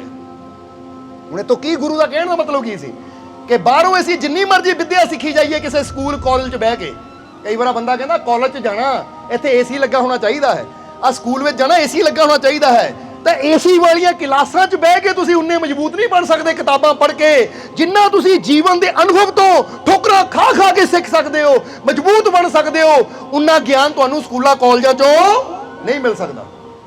ਇਸ ਲਈ ਜਦੋਂ ਜੀਵਨ 'ਚ ਦੁੱਖ ਆਵੇ ਤਾਂ ਸਮਝ ਲਓ ਮੇਰਾ ਮਾਲਿਕ ਮੈਨੂੰ ਪਿਆਰ ਕਰਦਾ ਹੈ, ਉਹ ਮੈਨੂੰ ਹੋਰ ਮਜ਼ਬੂਤ ਬਣਾਣਾ। ਜਦੋਂ ਕੋਈ ਬੁਰੀ ਸਿਚੁਏਸ਼ਨ ਆਵੇ ਤਾਂ ਸਮਝ ਲਓ ਉਹ ਮੇਰਾ ਮਾਲਿਕ ਇਹ ਸਿਚੁਏਸ਼ਨ ਦੇ ਕੇ ਮੇਰੀ ਸਮਝ ਨੂੰ, ਮੇਰੀ ਬੁੱਧੀ ਨੂੰ, ਮੇਰੇ ਅਕਲ ਨੂੰ ਹੋਰ ਵਧਾਉਣਾ ਚਾਹੁੰਦਾ ਹੈ, ਤਾਂ ਕਿ ਇਸ ਸਿਚੁਏਸ਼ਨ ਦਾ ਮੁਕਾਬਲਾ ਕਰ, ਇਹਦਾ ਸਾਹਮਣਾ ਕਰ। ਔਰ ਇਹ ਚੁਣੌਤੀ ਹੈ, ਇੱਕ ਐਸਾ ਸਵਾਲ ਹੈ ਜਿਹਦਾ ਜਵਾਬ ਲੱਭ ਔਰ ਅੱਗੇ ਗੁਜ਼ਰ ਜਾ। ਬੋਲੋ ਸਮਝਦੇ ਹੋ ਕਿ ਨਹੀਂ? ਪਰ ਜਿਹੜਾ ਬੰਦਾ ਕਵੇ ਮੁਸੀਬਤ ਨੂੰ ਦੇਖ ਕੇ ਹਾਏ ਮੈਂ ਤਾਂ ਮਰ ਗਿਆ, ਜਿੱਦਾਂ ਕਿਹਾ ਨਾ ਬੱਚਾ ਪੇਪਰ ਦੇਖ ਕੇ ਕਵੇ ਮੈਂ ਤਾਂ ਮਰ ਗਿਆ, ਪੇਪਰ ਬੜਾ ਔਖਾ ਹੈ, ਤਾਂ ਫਿਰ ਇਦਾਂ ਦਾ ਬੱਚਾ ਕਦੀ ਅਗਲੀ ਕਲਾਸ ਵਿੱਚ ਇਹ ਪਹਿਲੀ ਜਾਂ ਤਾਂ ਪਹਿਲੀ 'ਚ ਰਹਿ ਜਾਣਾ, ਦੂਜੀ ਜਾਂ ਤਾਂ ਦੂਜੀ 'ਚ ਰਹਿ ਜਾਣਾ, ਪੰਜਵੀਂ ਜਾਂ ਤਾਂ ਪੰਜਵੀਂ 'ਚ ਰਹਿ ਜਾਣਾ ਹੈ। ਪਰ ਜਿਹੜਾ ਬੱਚਾ ਕਹਿੰਦਾ ਕੋਈ ਨਹੀਂ ਸਵਾਲ ਜਿੰਨਾ ਮਰਜ਼ੀ ਔਖਾ ਹੈ, ਮੈਂ ਹਰ ਔਖੇ ਤੋਂ ਔਖੇ ਸਵਾਲ ਦਾ ਜਵਾਬ ਲੱਭਣ ਦੀ, ਜਵਾਬ ਲਿਖਣ ਦੀ ਕੋਸ਼ਿਸ਼ ਕਰਨੀ ਹੈ, ਤਾਂ ਜਦੋਂ ਜਵਾਬ ਲੱਭਿਆ ਜਾਵੇ ਤਾਂ ਮਿਲ ਜਾਂਦਾ ਕਿ ਨਹੀਂ? ਕਿਉਂਕਿ ਐਸਾ ਕੋਈ ਸਵਾਲ ਹੀ ਨਹੀਂ ਹੈ ਜਿਹਦਾ ਜਵਾਬ ਕਹਿ ਦਿਓ ਨਾ ਹੋਵੇ। ਹੁਣ ਜਿੱਦਾਂ ਦੇ ਮਰਜ਼ੀ ਸਵਾਲ ਪੁੱਛ ਲਓ, ਕਈ ਵਾਰ ਟੀਚਰ ਇਦਾਂ ਦੇ ਸਵਾਲ ਹੀ ਪੁੱਛ ਲੈਂਦੇ ਨੱਥੂ ਲਾਲ ਨੂੰ ਪੁੱਛੇ। ਬੋਲੋ ਸਮਝਦੇ ਹੋ ਕਿ ਨਹੀਂ? ਪੇਪਰਾਂ ਦੇ ਵਿੱਚ ਇੱਕ ਟਾਈਮ ਆ ਗਿਆ ਕਿ ਜਦੋਂ ਟੀਚਰ ਕਹਿੰਦੀ ਮੈਂ ਤੁਹਾਨੂੰ ਤਸਵੀਰ ਦਿਖਾਣੀ ਹੈ ਪੰਛੀਆਂ ਦੇ ਪੈਰਾਂ ਦੀ, ਮੈਂ ਤੁਹਾਨੂੰ ਤਸਵੀਰ ਦਿਖਾਣੀ ਹੈ ਪੰਛੀਆਂ ਦੇ ਪੈਰਾਂ ਦੀ, ਤੁਸੀਂ ਪੈਰ ਦੇਖ ਕੇ ਦੱਸਣਾ ਹੈ ਕਿ ਪੰਛੀ ਕਿਹੜਾ ਹੈ। ਹੁਣ ਇੱਕ ਪੰਛੀ ਤਸਵੀਰ ਦਿਖਾਈ, ਦੱਸੋ ਪੰਛੀ ਕਿਹੜਾ? ਨੱਥੂ ਲਾਲ ਕਹਿੰਦਾ ਮੈਡਮ ਪਤਾ ਨਹੀਂ। ਮੈਡਮ ਵਾਲੇ ਕਹਿੰਦੀ ਅੱਛਾ। ਦੂਜਾ ਪੰਛੀ ਦੀ ਤਸਵੀਰ ਦਿਖਾਈ ਪੈਰਾਂ ਦੀ, ਕੱਲੀ ਪੈਰਾਂ ਦੀ ਫੋਟੋ, ਕਹਿੰਦੀ ਦੱਸ ਇਹ ਪੰਛੀ ਕਿਹੜਾ ਹੈ? ਕਹਿੰਦਾ ਜੀ ਪਤਾ ਨਹੀਂ। ਇੱਦਾਂ ਹੀ ਉਹਨੇ 10 ਪੰਛੀਆਂ ਦੀ ਤਸਵੀਰ ਪੁੱਛੀ, ਦਿਖਾਈ ਪੈਰਾਂ ਦੀ, ਕਹਿੰਦਾ ਦੱਸ ਕਿਹੜਾ? ਕਹਿੰਦੀ ਨਹੀਂ। ਕਹਿੰਦੀ ਆ ਜਾ ਫਿਰ ਇੱਧਰ, ਆ ਜਾ ਇੱਧਰ, ਤੂੰ ਫੇਲ ਹੈ ਕਾਕਾ ਪੇਪਰਾਂ 'ਚੋਂ, ਹੁਣ ਮੈਂ ਤੇਰਾ ਨਾ ਨਾਮ ਲਿਖਣ ਲੱਗੀ ਫੇਲਾਂ 'ਚ, ਤੇਰਾ ਨਾਮ ਕੀ ਹੈ? ਤੇਰੇ ਪਿਤਾ ਦਾ ਨਾਮ ਕੀ ਹੈ? ਦੱਸ ਮੈਨੂੰ ਜਲਦੀ, ਤਾਂ ਕਿ ਮੈਂ ਇੱਥੇ ਲਿਖਾਂ, ਕਿਉਂਕਿ ਉਹ ਇੰਸਪੈਕਟਰ ਆਈ ਸੀ, ਦੱਸ ਮੈਂ ਲਿਖਾਂ ਇੱਥੇ। ਤਾਂ ਉਸ ਵੇਲੇ ਨੱਥੂ ਲਾਲ ਕਹਿੰਦਾ ਇੱਕ ਮਿੰਟ ਟੀਚਰ, ਆ ਮੇਰਾ ਪੈਰ ਦੇਖੋ। ਦੇਖ ਲਿਆ, ਹੁਣ ਆਪੇ ਨਾਮ ਬੁੱਝ ਲਓ। ਨਹੀਂ ਦੋਗ ਨਹੀਂ, ਜਿੱਦਾਂ ਪੰਛੀਆਂ ਦੇ ਪੰਜਾ ਦਿਖਾ ਕੇ ਨਾਮ ਬੁੱਝੋ, ਤੁਸੀਂ ਮੇਰਾ ਪੈਰ ਦੇਖ ਕੇ ਨਾਮ ਬੁੱਝ ਲਓ, ਮੇਰਾ ਨਾਮ ਕੀ ਹੈ? ਫਿਰ ਟੀਚਰ ਕਹਿੰਦੀ ਇਹ ਕੀ ਮਤਲਬ? ਉਹ ਕਹਿੰਦਾ ਮਤਲਬ ਇਹੀ ਹੈ ਮੈਡਮ, ਕਦੀ ਪੈਰ ਦੇਖ ਕੇ ਨਾਮ ਦਾ ਪਤਾ, ਸ਼ਕਲ ਦਿਖਾਓ ਫਿਰ ਪਤਾ ਲੱਗੇਗਾ, ਕਿਉਂਕਿ ਹਰ ਸਵਾਲ ਦਾ ਜਵਾਬ ਹੁੰਦਾ ਹੈ। ਹੁਣ ਜਦੋਂ ਨੱਥੂ ਲਾਲ ਨੇ ਗੱਲ ਕਹੀ, ਮੈਡਮ ਕਹਿੰਦੀ ਗੱਲ ਤਾਂ ਸਹੀ ਹੈ, ਹੁਣ ਚੱਲ ਹੁਣ ਫੋਟੋ ਦਿਖਾਉਂਦੀ ਆ ਪੂਰੀ, ਫੇਰ ਦੱਸ। ਤਾਂ ਫਿਰ ਨੱਥੂ ਲਾਲ ਦੱਸਿਆ ਚਿੜੀ ਦੀ ਹੈ, ਕਾਂ ਦੀ ਹੈ, ਤੋਤੇ ਦੀ ਹੈ। ਸੋ ਅਗਰ ਹੁਣ ਨੱਥੂ ਲਾਲ ਉੱਥੇ ਹਾਰ ਮੰਨ ਕੇ ਬਹਿ ਜਾਂਦਾ ਫਿਰ ਤਾਂ ਫੇਲ ਹੀ ਹੋਣਾ ਸੀ। ਪਰ ਉਹਨੇ ਦੇਖਿਆ ਮੈਡਮ ਗਲਤੀ ਕਰ ਰਹੀ ਹੈ, ਉਹਨੇ ਮੈਡਮ ਨੂੰ ਵੀ ਇਦਾਂ ਦਾ ਜਵਾਬ ਦਿੱਤਾ ਕਿ ਮੈਡਮ ਨੂੰ ਆਪਣੇ ਗਲਤ ਸਵਾਲ ਨੂੰ ਵੀ ਸਹੀ। ਸੋ ਅਸੀਂ ਕਹਾਂਗੇ ਹੁਣ ਜੇ ਬੱਚਾ ਕੋਈ ਉਦਾਂ ਦਾ ਹੁੰਦਾ, ਲੈ ਵੀ ਇਦਾਂ ਦਾ ਸਵਾਲ ਹੈ, ਹਾਰ ਗਏ, ਫੇਲ ਹੋ ਗਏ। ਨਹੀਂ, ਅਸੀਂ ਫੇਲ ਨਹੀਂ ਹੋਣਾ, ਕਿਉਂਕਿ ਹਰ ਸਵਾਲ ਦਾ ਜਵਾਬ ਲੱਭਣਾ ਪੈਣਾ, ਥੋੜਾ ਜਿਹਾ ਥੋੜਾ ਤਲਾਸ਼ ਕਰਨਾ ਪੈਂਦਾ ਹੈ। ਔਰ ਇਸੇ ਤਰ੍ਹਾਂ ਹਰ ਮੁਸ਼ਕਿਲ ਦਾ ਹੱਲ ਵੀ, ਜਿੱਦਾਂ ਇੱਕ ਕਹਾਵਤ ਹੈ ਨਾ ਕਿ ਹਰ ਤਾਲੇ ਦੀ ਚਾਬੀ ਹੁੰਦੀ ਹੈ, ਕਿਉਂਕਿ ਕੋਈ ਵੀ ਤਾਲਾ ਬਿਨਾਂ ਚਾਬੀ ਤੋਂ ਕਦੀ, ਕੋਈ ਐਸਾ ਤਾਲਾ ਹੈ ਹੀ ਨਹੀਂ ਜਿਹਨੂੰ ਖੋਲਿਆ ਨਾ ਜਾ ਸਕੇ। ਬੋਲੋ ਸਮਝਦੇ ਹੋ ਕਿ ਨਹੀਂ? ਇਸੇ ਤਰ੍ਹਾਂ ਜੇ ਤੁਹਾਡੇ ਜੀਵਨ 'ਚ ਕੋਈ ਮੁਸੀਬਤ ਹੈ, ਤੁਹਾਡੇ ਜੀਵਨ 'ਚ ਕੋਈ ਪਰੇਸ਼ਾਨੀ ਹੈ, ਤੁਹਾਡੇ ਜੀਵਨ 'ਚ ਕੋਈ ਚਿੰਤਾ ਹੈ, ਜਾਂ ਕੋਈ ਦੁੱਖਾਂ ਦਾ ਤਾਲਾ ਲੱਗਿਆ ਹੋਇਆ ਨਾ, ਤੇ ਇਹ ਨਾ ਸੋਚੋ ਹਾਏ ਕਦੀ ਖੁੱਲਣਾ ਨਹੀਂ ਹੈ, ਮੈਂ ਤਾਂ ਮਰ ਜਾਣਾ ਹੈ। ਉਹ ਨਹੀਂ, ਮੈਨੂੰ ਯਕੀਨ ਹੈ, ਮੈਨੂੰ ਵਿਸ਼ਵਾਸ ਹੈ ਆਪਣੇ ਮਾਲਿਕ ਤੇ, ਮਿਹਨਤ ਮੈਂ ਕਰਨੀ ਹੈ, ਰਹਿਮਤ ਮੇਰੇ ਮਾਲਿਕ ਨੇ ਕਰਨੀ ਹੈ, ਬੜੇ ਤੋਂ ਬੜੇ ਤਾਲੇ ਖੁੱਲਣਗੇ। ਬੋਲੋ ਸਮਝਦੇ ਹੋ ਕਿ ਨਹੀਂ? ਤਾਂ ਹੀ ਤਾਂ ਕਹਿੰਦੇ ਹੈ ਕਿ ਜੇ ਬੰਦਾ ਸੋਚ ਲਵੇ ਨਾ, ਵਿਸ਼ਵਾਸ ਰੱਖੇ, ਤਾਂ ਫਿਰ ਕੀ ਨਹੀਂ ਹੋ ਸਕਦਾ। ਜਿੱਦਾਂ ਦੱਸਿਆ ਨਾ, ਅਸੰਭਵ ਵੀ ਸੰਭਵ ਹੋ ਸਕਦਾ ਹੈ। ਬਸ ਆਪਣੇ ਰੱਬ ਤੇ ਯਕੀਨ ਹੋਣਾ ਚਾਹੀਦਾ ਹੈ, ਆਪਣੇ ਰੱਬ ਤੇ ਪੂਰਾ ਵਿਸ਼ਵਾਸ ਹੋਣਾ ਚਾਹੀਦਾ ਹੈ। ਇਸ ਲਈ ਫਿਰ ਕਹਾਂਗੇ ਕਿ ਨਰ ਨਾਰਾਇਣੀ ਰੂਪ ਹੈ, ਤੂੰ ਮਤ ਸਮਝੇ ਦੇਹ, ਜੋ ਸਮਝੇ ਤੋ ਹਰੀ ਮਿਲੇ, ਨਾ ਸਮਝੇ ਤੋ, ਕਿ ਜੇ ਸਮਝ ਲਿਆ ਨਾ ਇਹਦੇ ਅੰਦਰ ਬੈਠੀ ਸ਼ਕਤੀ ਨੂੰ, ਤਾਂ ਫਿਰ ਹਰੀ ਨਾਲ ਮੁਲਾਕਾਤ ਹੋਏਗੀ, ਫਿਰ ਹਰੀ ਦਾ ਰੂਪ ਹੋ ਜਾਵਾਂਗੇ, ਫਿਰ ਹਰੀ ਦੀਆਂ ਸ਼ਕਤੀਆਂ ਸਾਡੀ ਸਹਾਇਤਾ ਵਾਸਤੇ ਸਾਡੇ ਨਾਲ ਚੱਲਣਗੀਆਂ। ਤਾਂ ਜੇ ਅਸੀਂ ਮੰਨ ਕੇ ਆਪਣੇ ਆਪ ਨੂੰ ਖੇ ਬੈਠੇ ਉਹ ਮਿੱਟੀ ਐ ਅਸੀਂ, ਤਾਂ ਫਿਰ ਮਿੱਟੀ ਮਿੱਟੀ ਰਹੇਗੀ। ਬੋਲੋ ਸਮਝਦੇ ਹੋ ਕਿ ਨਹੀਂ? ਪਰ ਮਿੱਟੀ ਵੀ ਕਈ ਵਾਰ ਨਾ ਅਰਦਾਸ ਕਰਦੀ ਹੈ ਰੱਬ ਦੇ ਅੱਗੇ। ਜਰਾ ਸਮਝਣਾ, ਅੱਜ ਗਰਮੀ ਬਹੁਤ ਹੈ ਨਾ, ਲੱਗਦੀ ਤਾਂ ਨਹੀਂ? ਪਰ ਇੱਥੇ ਥੋੜਾ ਦੱਸ ਦਈਏ, ਇੱਕ ਵਾਰ ਨਾ ਕਹਿੰਦੇ ਮਿੱਟੀ ਨੇ ਰੱਬ ਨੂੰ ਬੇਨਤੀ ਕੀਤੀ, ਮਿੱਟੀ ਨੇ, ਜੰਗਲ ਦੀ ਮਿੱਟੀ ਨੇ ਰੱਬ ਨੂੰ ਬੇਨਤੀ ਕੀਤੀ, ਰੱਬਾ ਕਾਹਦੀ ਜ਼ਿੰਦਗੀ ਮੇਰੀ, ਆ ਕਾਹਦਾ ਮੇਰਾ ਜੀਵਨ, ਆ ਕਾਹਦੀ ਤੂੰ ਮੈਨੂੰ ਜ਼ਿੰਦਗੀ ਦਿੱਤੀ ਹੈ? ਹੈ ਕਮਾਲ ਦੀ ਗੱਲ ਹੈ, ਕੋਈ ਦੇਖਦਾ ਨਹੀਂ, ਕੋਈ ਪੁੱਛਦਾ ਨਹੀਂ, ਨਾ ਮੇਰੀ ਕੋਈ ਕੀਮਤ, ਨਾ ਕੋਈ ਮੇਰੇ ਵੱਲ ਦੇਖਦਾ ਹੈ। ਲੋਕੀ ਮੈਨੂੰ ਪੈਰਾਂ ਥੱਲੇ ਰੋਂਦ ਕੇ ਚਲੇ ਜਾਂਦੇ ਆ, ਰੱਬਾ ਤੂੰ ਤਾਂ ਬੜਾ ਦਿਆਲੂ ਹੈ, ਕਰ ਕਿਰਪਾ ਮੇਰੇ ਤੇ ਇਦਾਂ ਦੀ ਕਿ ਲੋਕ ਮੈਨੂੰ ਦੇਖਣ ਵੀ ਤਾਂ ਮੇਰੀ ਵੀ ਕੋਈ ਕੀਮਤ ਪਵੇ। ਹੁਣ ਜਦੋਂ ਮਿੱਟੀ ਨੇ ਬੇਨਤੀ ਕੀਤੀ ਨਾ ਰੱਬ ਅੱਗੇ, ਤਾਂ ਫਿਰ ਥੋੜੇ ਸਮੇਂ ਬਾਅਦ ਕੀ ਹੋਇਆ, ਇੱਕ ਘੁਮਾਰ ਆਇਆ ਆਪਣੇ ਗਧੇ ਨੂੰ ਲੈ ਕੇ। ਹੁਣ ਘੁਮਾਰ ਆਇਆ ਤਾਂ ਜਿਸ ਜਗ੍ਹਾ ਦੀ ਮਿੱਟੀ ਨੇ ਬੇਨਤੀ ਕੀਤੀ ਸੀ, ਘੁਮਾਰ ਨੇ ਘੁੰਮ ਕੇ ਦੇਖਿਆ, ਕਿਉਂਕਿ ਉਹਨੂੰ ਆਪਣੇ ਬਰਤਨਾਂ ਵਾਸਤੇ ਕੀ ਚਾਹੀਦਾ ਸੀ, ਮਿੱਟੀ। ਹੁਣ ਜਿਸ ਮਿੱਟੀ ਨੇ ਬੇਨਤੀ ਕੀਤੀ ਸੀ, ਰੱਬਾ ਮੇਰੀ ਕਾਹਦੀ ਜ਼ਿੰਦਗੀ, ਤੂੰ ਮੈਨੂੰ ਕੀ ਬਣਾਇਆ ਮਿੱਟੀ, ਨਾ ਕੋਈ ਮੇਰੇ ਵੱਲ ਦੇਖਦਾ, ਨਾ ਕੋਈ ਮੇਰੀ ਕੀਮਤ ਹੈ, ਲੋਕੀ ਪੈਰਾਂ ਥੱਲੇ ਰੋਂਦ ਕੇ ਚਲੇ ਜਾਂਦੇ, ਕੋਈ ਮੈਨੂੰ ਵੀ ਚੰਗਾ ਬਣਾ, ਕੋਈ ਮੇਰੀ ਵੀ ਕੀਮਤ ਹੋਵੇ, ਮੇਰੀ ਵੀ ਵੈਲਿਊ ਹੋਵੇ, ਲੋਕ ਮੈਨੂੰ ਵੀ ਦੇਖਣ, ਕੋਈ ਇਦਾਂ ਦਾ ਬਣਾ ਮੈਨੂੰ। ਹੁਣ ਕਹਿੰਦੇ ਆ ਕਿ ਜਦੋਂ ਇਹ ਬੇਨਤੀ ਕੀਤੀ ਤਾਂ ਉਧਰੋਂ ਆ ਗਿਆ ਘੁਮਾਰ, ਥੋੜੀ ਦੇਰ ਬਾਅਦ ਹੀ ਉਹਨੇ ਘੁੰਮ ਕੇ ਦੇਖਿਆ ਤਾਂ ਉਹੀ ਜਗ੍ਹਾ ਉਹਨੂੰ ਪਸੰਦ ਆਈ ਜਿਸ ਜਗ੍ਹਾ ਦੀ ਮਿੱਟੀ ਨੇ ਬੇਨਤੀ ਕੀਤੀ ਸੀ। ਉਹਨਾਂ ਚੱਕੀ ਕਹੀ ਸਮਝੋ, ਫਾਫੜਾ ਚੱਕਿਆ ਔਰ ਉਹ ਮਿੱਟੀ ਨੂੰ ਖੋਦਣਾ ਸ਼ੁਰੂ ਕਰ ਦਿੱਤਾ। ਜਿੱਦਾਂ ਹੀ ਮਿੱਟੀ ਤੇ ਫੱਟ ਮਾਰਿਆ, ਮਿੱਟੀ ਕਹਿੰਦੀ ਹਾਏ ਰੱਬਾ ਮਰ ਗਈ, ਮੈਂ ਤਾਂ ਤੈਨੂੰ ਬੇਨਤੀ ਕੀਤੀ ਸੀ ਮੇਰੀ ਕੀਮਤ ਵਧਾ, ਮੈਨੂੰ ਇਦਾਂ ਦਾ ਬਣਾ, ਦੁਨੀਆ ਮੇਰੇ ਵੱਲ ਦੇਖੇ, ਆ ਤੂੰ ਤਾਂ ਮੇਰੇ ਫੱਟੇ ਮਾਰਨੇ ਸ਼ੁਰੂ ਕਰ ਦਿੱਤੇ, ਇਹਨਾਂ ਚੰਗਾ ਪਹਿਲੇ ਹੀ ਸੀ ਮੈਂ। ਪਰ ਰੱਬ ਹੱਸਿਆ, ਕਹਿੰਦਾ ਦੇਖੀ ਜਾ ਮੇਰੀ ਲੀਲਾ ਯਾਨੀ ਮੇਰੀ ਖੇਲ, ਦੇਖੀ ਜਾ। ਹੁਣ ਮਿੱਟੀ ਨੂੰ ਜਦੋਂ ਨਾ ਕਹੀ ਨਾਲ ਖੋਦ ਕੇ ਬੋਰੇ 'ਚ ਪਾਇਆ, ਬੋਰੇ 'ਚ ਪਾ ਕੇ ਬੰਨੀ ਗੱਠ ਚੱਕ ਕੇ ਰੱਖੀ ਗਧੇ ਤੇ। ਆ ਮਿੱਟੀ ਕਹਿੰਦੀ ਕੀ ਕੀਤਾ ਰੱਬਾ, ਮੇਰਾ ਦਮ ਘੁੱਟ ਗਿਆ, ਬੋਰੀ 'ਚ ਬੰਦ ਕਰਤਾ ਮੈਨੂੰ। ਉਹ ਮੈਂ ਤੇਰੇ ਤੋਂ ਬੇਨਤੀ ਕੀਤੀ ਸੀ ਮੈਨੂੰ ਉੱਚਾ ਬਣਾ, ਮੇਰੀ ਕੀਮਤ ਵਧਾ, ਮੇਰੀ ਵੈਲਿਊ ਹੋਵੇ, ਕੀਮਤ ਹੋਵੇ, ਲੋਕ ਮੈਨੂੰ ਦੇਖਣ, ਆ ਤੂੰ ਤਾਂ ਮੈਨੂੰ ਦੁੱਖਾਂ 'ਚ ਹੀ ਪਾ ਦਿੱਤਾ। ਪਹਿਲਾਂ ਮੈਨੂੰ ਕਹੀ ਦੇ ਫੱਟ ਖੜਾਏ, ਹੁਣ ਬੋਰੇ 'ਚ ਬੰਦ ਕਰਵਾ ਦਿੱਤਾ। ਰੱਬ ਫੇਰ ਹੱਸ ਰਿਹਾ, ਕਹਿੰਦਾ ਕੋਈ ਨਹੀਂ, ਬੋਲੀ ਜਾ ਤੂੰ ਬੋਲਣਾ। ਰੱਬ ਨੇ ਪਰਵਾਹ ਨਹੀਂ ਕੀਤੀ। ਫਿਰ ਕਹਿੰਦੇ ਉਹ ਮਿੱਟੀ ਨੂੰ ਲੈ ਕੇ ਗਿਆ ਘੁਮਾਰ ਆਪਣੇ ਘਰ ਜਾ ਕੇ ਮਿੱਟੀ ਦਾ ਲਾਇਆ ਢੇਰ, ਔਰ ਫਿਰ ਨਾ ਕਹਾਣੀ ਕੀਤੀ, ਕਹਾਣੀ ਸਮਝਦੇ ਨਾ, ਪਾਣੀ ਪਾਇਆ ਉਹ 'ਚ ਔਰ ਆਪਣੇ ਪੈਰਾਂ ਥੱਲੇ ਉਹ ਮਿੱਟੀ ਨੂੰ ਰੋਂਦਣ ਲੱਗ ਗਿਆ, ਯਾਨੀ ਮਿੱਟੀ ਨੂੰ ਮਿਕਸ ਕਰਨ ਲੱਗ ਗਿਆ, ਜਿਹੜੀਆਂ ਡਲੀਆਂ ਸੀ ਉਹਨਾਂ ਨੂੰ ਖਤਮ ਕਰਨ ਲੱਗ ਗਿਆ। ਜਿੱਦਾਂ ਆਟਾ ਗੁੰਨਿਆ ਜਾਂਦਾ ਨਾ ਐਨ ਮੁਲਾਇਮ, ਏਦਾਂ ਮਿੱਟੀ ਨੂੰ ਮੁਲਾਇਮ ਕਰਨ ਲੱਗ ਗਿਆ।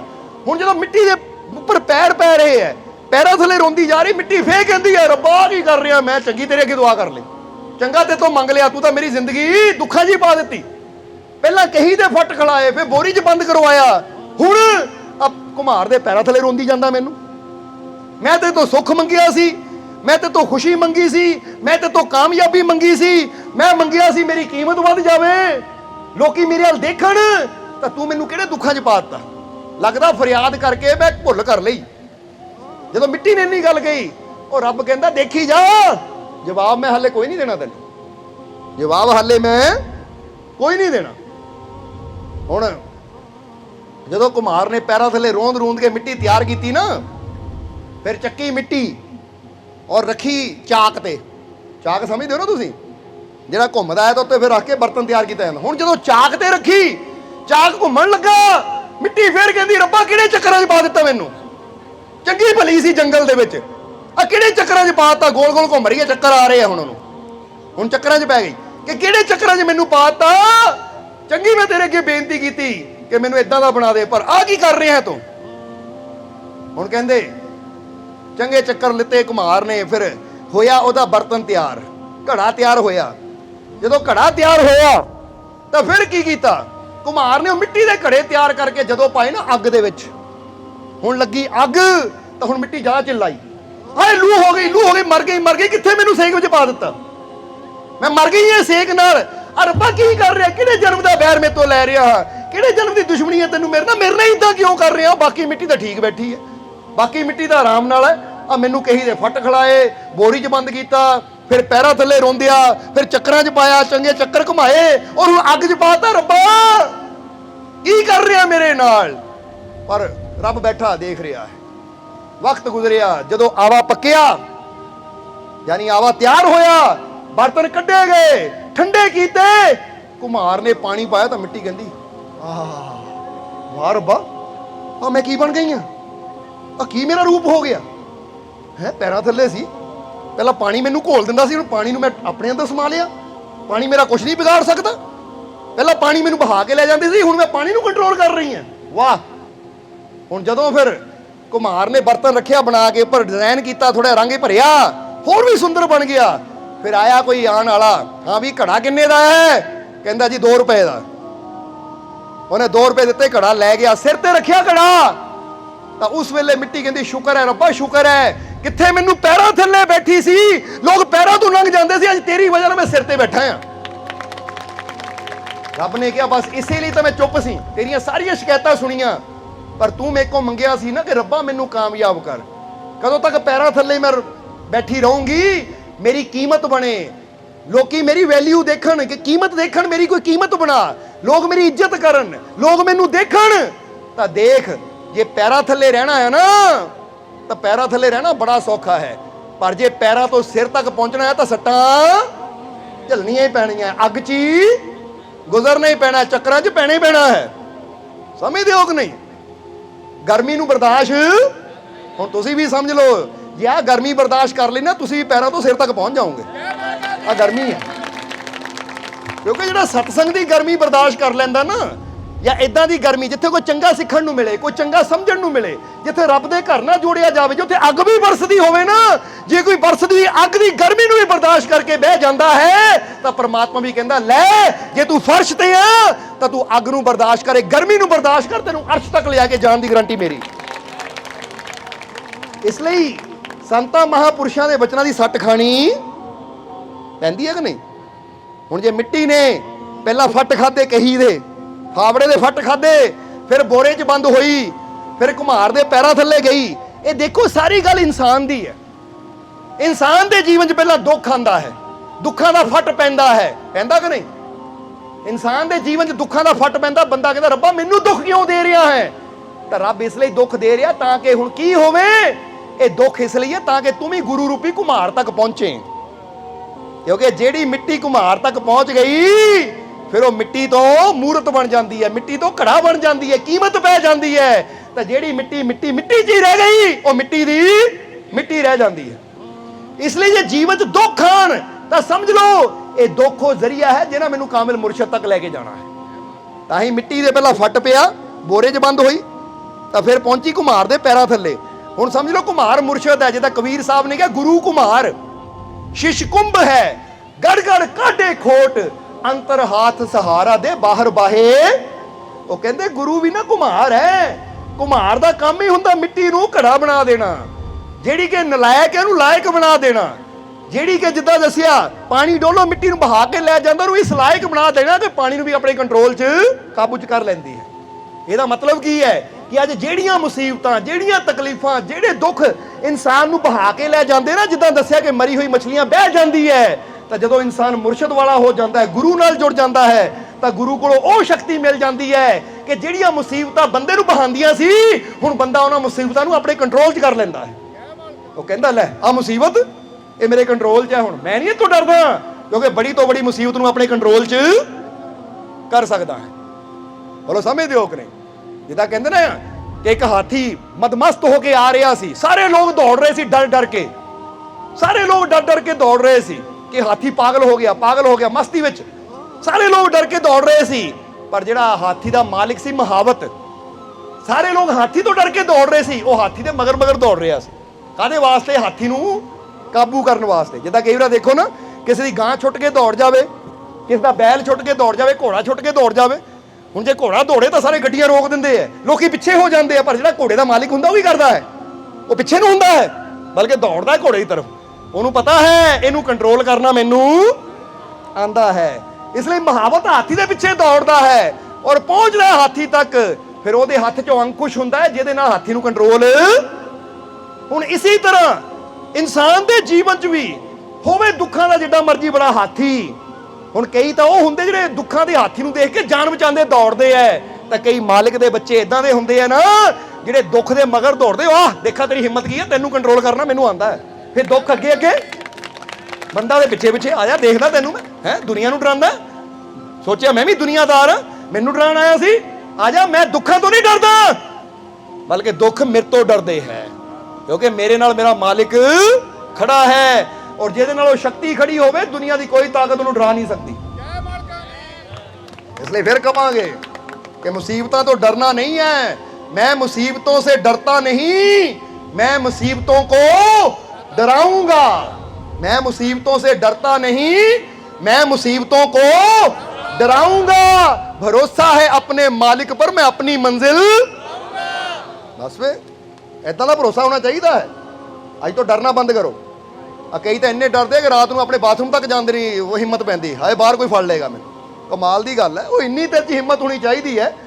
ਬਾਲਕ ਧਰੁਵ 5 ਸਾਲ ਦਾ ਸੀ ਤਾਂ ਮਾਂ ਨੂੰ ਆਪਣੇ ਰੱਬ ਤੇ ਇੰਨਾ ਵਿਸ਼ਵਾਸ ਸੀ ਕਿ ਰੱਬ ਦੇ ਭਰੋਸੇ 5 ਸਾਲ ਦੇ ਬੱਚੇ ਨੂੰ ਜੰਗਲ 'ਚ ਭੇਜ ਦਿੱਤਾ ਕਿ ਜਾ, ਕਿਉਂਕਿ ਮੇਰਾ ਇੱਕ ਵਿਸ਼ਵਾਸ ਹੈ, ਮੇਰੀ ਦੁਆ ਹੈ ਕਿ ਬੇਟਾ ਤੇਰਾ ਬਾਲ ਵੀ ਵਿੰਗਾ ਨਹੀਂ ਹੋ ਸਕਦਾ, ਕਿਉਂਕਿ ਮੇਰਾ ਪ੍ਰਮਾਤਮਾ, ਮੇਰਾ ਪ੍ਰਭੂ ਤੇਰੀ ਰੱਖਿਆ ਕਰਨ ਵਾਲਾ ਤੇਰੇ। ਤਾਂ ਬਾਲਕ ਧਰੁਵ ਜੰਗਲ 'ਚ ਜਾ ਕੇ ਭਗਤੀ ਕਰਦਾ ਹੈ। ਇੱਥੇ ਇਨਸਾਨ ਆਪ ਕਿੱਡਾ ਵੱਡਾ ਹੋ ਜਾਂਦਾ, ਉਹਦੇ ਬੱਚੇ ਕਿੱਡੇ ਵੱਡੇ ਹੋ ਜਾਂਦੇ। ਮਾੜਿਆ 9 ਵੱਜਣ, ਹਾਏ ਪਤਾ ਨਹੀਂ ਬੱਚੇ ਨੂੰ ਕੁਝ ਹੋ ਨਾ ਜਾਵੇ, ਆਇਆ ਨਹੀਂ, ਲੇਟ ਹੋ ਗਿਆ, ਕੀ ਹੋ ਗਿਆ। ਉਹ ਇੰਨਾ ਵਿਸ਼ਵਾਸ ਰੱਖੋ ਕਿ ਮੇਰਾ ਚਾਹੇ ਧੀ ਹੈ, ਪੁੱਤ ਹੈ, ਬੱਚਾ ਹੈ, ਪਤੀ ਹੈ, ਪਤਨੀ ਹੈ, ਚਾਹੇ ਮੈਂ ਖੁਦ ਹਾਂ, ਇੱਕ ਵਿਸ਼ਵਾਸ ਨਾਲ ਚਲੋ ਕਿ ਮੇਰਾ ਕੋਈ ਕੁਝ ਵਿਗਾੜ ਨਹੀਂ ਸਕਦਾ, ਕਿਉਂਕਿ I am safe is god with me, ਕਿ ਮੈਂ ਸੇਫ ਹਾਂ ਕਿਉਂਕਿ ਮੇਰਾ ਰੱਬ ਮੇਰੇ, ਮੈਂ ਸੁਰੱਖਿਅਤ ਹਾਂ ਕਿਉਂਕਿ ਮੇਰੀ ਰੱਖਿਆ ਕਰਨ ਵਾਲਾ ਮੇਰਾ ਮਾਲਿਕ ਮੇਰੇ। ਇਹ ਵਿਸ਼ਵਾਸ ਰੱਖੋ ਤਾਂ ਨਾਲ ਜਿੱਦਾਂ ਸਮਝ ਵੀ ਰੱਬ ਨੇ ਦਿੱਤੀ ਹੈ, ਹਰ ਬੁਰੀ ਚੀਜ਼ ਤੋਂ ਬਚ ਕੇ ਵੀ ਚੱਲਣਾ। ਇਹ ਵੀ ਨਹੀਂ ਕਿ ਸਾਹਮਣੇ ਗੱਡੀ ਆਉਂਦੀ ਹੈ, ਲੈ ਮੈਂ ਗੱਡੀ ਜਾਣੇ ਭੱਜਣਾ ਜਾ ਕੇ, ਮੇਰਾ ਮਾਲਿਕ ਮੇਰੇ ਨਾਲ ਹੈ। ਉਹ ਮੂਰਖਤਾ ਹੈ, ਪਰ ਸਮਝਦੇ ਹੋ ਕਿ ਨਹੀਂ? ਉਹ ਕੀ ਹੈ? ਉਹ ਮੂਰਖਤਾ ਹੈ। ਇਸ ਲਈ ਮਾਲਕ ਦੇ ਬੱਚੇ ਮੂਰਖ ਨਹੀਂ ਹੁੰਦੇ, ਉਹ ਸਮਝਦਾਰ ਹੁੰਦੇ ਆ। ਉਹ ਵਿਸ਼ਵਾਸ ਕਰਦੇ ਕਿ ਜੇ ਮੁਸੀਬਤ ਪੈ ਗਈ ਹੈ ਤਾਂ ਹਿੰਮਤ ਨਹੀਂ ਹਾਰਨੀ, ਬਲਕਿ ਅਸੀਂ ਹਿੰਮਤ ਨਾਲ, ਹੌਸਲੇ ਨਾਲ, ਸਾਹਸ ਨਾਲ ਇਹਦਾ ਮੁਕਾਬਲਾ ਕਰਨਾ ਔਰ ਯਕੀਨ ਰੱਖਣਾ ਹੈ ਇਹ ਮੁਸੀਬਤ ਮੈਨੂੰ ਨਹੀਂ ਹਰਾ ਸਕਦੀ, ਕਿਉਂਕਿ ਮੇਰੇ ਨਾਲ ਜਿਹੜੀ ਸ਼ਕਤੀ ਹੈ ਉਹ ਬਹੁਤ ਬੜੀ ਹੈ। ਹਰ ਮੁਸੀਬਤ ਨੂੰ ਹਰਾਉਣ ਦੀ, ਹਰ ਦੁਸ਼ਮਣ ਨੂੰ ਜਿੱਤਣ ਦੀ ਤਾਕਤ ਮੇਰੇ ਅੰਦਰ, ਕਹਿ ਦਿਓ, ਹੈ ਕਿ ਨਹੀਂ? ਇਸ ਕਰਕੇ ਗਰਮੀ ਤਾਂ ਨਹੀਂ ਲੱਗ ਰਹੀ, ਫਿਕਰ ਨਾ ਕਰੋ। ਜੇ ਗਰਮੀ ਬਰਦਾਸ਼ਤ ਕਰ ਲਈ ਨਾ ਤਾਂ ਤੁਸੀਂ ਵੀ ਕੱਚੀ ਮਿੱਟੀ ਤੋਂ ਪੱਕੇ ਘੜੇ ਬਣ ਜਾਓਗੇ। ਕਿਉਂਕਿ ਬੰਦਾ ਵੀ ਕਈ ਵਾਰ ਰੱਬ ਨੂੰ ਸ਼ਿਕਾਇਤਾਂ ਦਿੰਦਾ ਹੈ, ਰੱਬਾ ਕੀ ਕਰ ਰਿਹਾ, ਆ ਗਰਮੀ 'ਚ ਕਿਉਂ ਬਿਠਾਤਾ ਮੈਨੂੰ, ਮੈਂ ਤਾਂ ਸਤਸੰਗ 'ਚ ਆਇਆ ਤਾਂ ਗਰਮੀ 'ਚ ਬੈਠਣਾ ਪਿਆ। ਨਹੀਂ, ਰੱਬ ਕਹਿੰਦਾ ਮਜ਼ਬੂਤ ਕਰਨਾ ਹੈ ਤੈਨੂੰ, ਹਰ ਮੁਸ਼ਕਿਲ 'ਚੋਂ ਨਿਕਲਣ ਦੀ ਸ਼ਕਤੀ ਦੇਣੀ ਹੈ ਤੇਰੇ ਅੰਦਰ, ਹਰ ਚੀਜ਼ ਨਾਲ ਲੜ ਸਕੇ, ਮੁਕਾਬਲਾ ਕਰ ਸਕੇ, ਇੰਨੀ ਹਿੰਮਤ, ਇੰਨਾ ਸਾਹਸ, ਇੰਨਾ ਜਨੂਨ ਤੇਰੇ ਅੰਦਰ ਪੈਦਾ ਕਰਨਾ ਹੈ ਤਾਂ ਕਿ ਤੇਰੇ ਤੇ ਕਿਸੇ ਮੁਸੀਬਤ ਦਾ, ਕਿਸੇ ਚੀਜ਼ ਦਾ, ਕਿਸੇ ਗੱਲ ਦਾ ਕੋਈ ਅਸਰ, ਤੂੰ ਨਿਡਰ ਹੋ ਕੇ, ਬੇਫਿਕਰ ਹੋ ਕੇ ਆਪਣੀ ਮੰਜ਼ਿਲ ਦੀ ਤਰਫ ਵੱਧ ਸਕੇ। ਕਿਉਂਕਿ ਫਿਰ ਕਹਾਂਗੇ ਸ਼ਕਤੀਸ਼ਾਲੀ ਬਾਪ ਦੇ ਬੱਚੇ ਜਿਹੜੇ ਹਨ ਉਹ ਕਮਜ਼ੋਰ ਨਹੀਂ, ਉਹ ਕੀ ਹੁੰਦੇ ਆ। ਇਸ ਲਈ ਅਸੀਂ ਆਪਣੇ ਆਪ ਨੂੰ 3 ਤਰ੍ਹਾਂ ਨਾਲ ਸ਼ਕਤੀਸ਼ਾਲੀ ਬਣਾਉਣਾ ਹੈ, ਜਿੱਦਾਂ ਅਸੀਂ ਦੱਸ ਰਹੇ ਸੀ ਕਿ ਸਰੀਰਕ ਤੌਰ ਤੇ, ਮਾਨਸਿਕ ਤੌਰ ਤੇ ਔਰ ਆਤਮਿਕ ਤੌਰ ਤੇ ਆਪਣੀ ਸ਼ਕਤੀ ਨੂੰ ਵਧਾਉਣਾ ਹੈ। ਔਰ ਇਹ ਯਾਦ ਰੱਖੋ, ਇਹ ਇਦਾਂ ਦਾ ਹੈ ਕਿ ਤੁਹਾਡਾ ਸਰੀਰ ਵੀ ਹੈ, ਤੁਹਾਡੇ ਅੰਦਰ ਮਨ ਵੀ ਹੈ, ਤੁਹਾਡੇ ਅੰਦਰ ਆਤਮਾ ਵੀ ਹੈ, ਪਰ ਇਹ ਤੁਹਾਡੇ ਤੇ ਹੈ। ਤੁਸੀਂ ਇਹਦੀ ਤਾਕਤ ਨੂੰ ਘਟਾ ਵੀ ਸਕਦੇ ਹੋ ਤੇ ਇਹਦੀ ਤਾਕਤ ਨੂੰ ਵਧਾ ਵੀ ਸਕਦੇ ਹੋ ਸਕਦਾ ਕਿ ਨਹੀਂ? ਹੁਣ ਸਮਝ ਲਓ ਸਰੀਰਕ ਤਾਕਤ ਕਿੱਦਾਂ ਵੱਧਦੀ ਹੈ ਔਰ ਘਟਦੀ ਕਿੱਦਾਂ ਹੈ। ਜੇ ਅਸੀਂ ਅੱਛੀ ਖੁਰਾਕ ਲੈਂਦੇ ਹਾਂ, ਐਕਸਰਸਾਈਜ਼ ਕਰਦੇ ਹਾਂ, ਮਿਹਨਤ ਕਰਦੇ ਹਾਂ ਤਾਂ ਸਾਡੇ ਸਰੀਰ ਦੀ ਤਾਕਤ ਵੱਧਦੀ ਹੈ। ਤਾਂ ਜੇ ਅਸੀਂ ਨਸ਼ੇ ਕਰਦੇ ਹਾਂ, ਬੁਰੀ ਖੁਰਾਕ ਲੈਂਦੇ ਹਾਂ, ਉਲਟਾ ਸਿੱਧਾ ਖਾਂਦੇ ਹਾਂ, ਤਲੀਆਂ ਚੀਜ਼ਾਂ ਖਾਂਦੇ ਆ, ਜ਼ਿਆਦਾ ਮਿੱਠਾ ਖਾਂਦੇ ਆ, ਜ਼ਿਆਦਾ ਖੱਟਾ ਖਾਂਦੇ ਆ, ਜ਼ਿਆਦਾ ਮਿਰਚ ਮਸਾਲੇ ਵਾਲੀ ਚੀਜ਼ਾਂ ਖਾਂਦੇ ਆ, ਤੇ ਇਹ ਚੀਜ਼ਾਂ ਕਹਿਣ ਨੂੰ ਬੜੀਆਂ ਸਵਾਦ ਹੁੰਦੀਆਂ ਇਹ ਪਰ ਸਾਡੇ ਸਰੀਰ ਦੀ ਤਾਕਤ ਨੂੰ ਕਮਜ਼ੋਰ ਕਰਦੀਆਂ ਹੈ। ਇਹ ਗੱਲ ਸੱਚੀ ਹੈ, ਇਹ ਯਾਦ ਰੱਖਣਾ ਤੁਸੀਂ ਹਮੇਸ਼ਾ ਕਿ ਸਰੀਰਕ ਸ਼ਕਤੀ ਨਾ ਸਾਡੀ ਖੁਰਾਕ ਨਾਲ ਔਰ ਐਕਸਰਸਾਈਜ਼ ਨਾਲ ਵੱਧਦੀ ਹੈ, ਮਿਹਨਤ ਨਾਲ ਵੱਧਦੀ ਹੈ। ਔਰ ਉਹ ਚਾਹੇ ਜਿਮ 'ਚ ਜਾ ਕੇ ਕਰੋ ਜਾਂ ਯੋਗਾ ਕਰੋ ਜਾਂ ਉੱਦਾਂ ਤੁਸੀਂ ਰਨਿੰਗ ਕਰੋ ਜਾਂ ਉੱਦਾਂ ਕੋਈ ਮਿਹਨਤ ਵਾਲਾ ਕੰਮ ਕਰ ਲਓ, ਤਾਂ ਫਿਰ ਤੁਹਾਡੀ ਸ਼ਕਤੀ ਵੱਧਦੀ ਹੈ ਕਿ ਨਹੀਂ?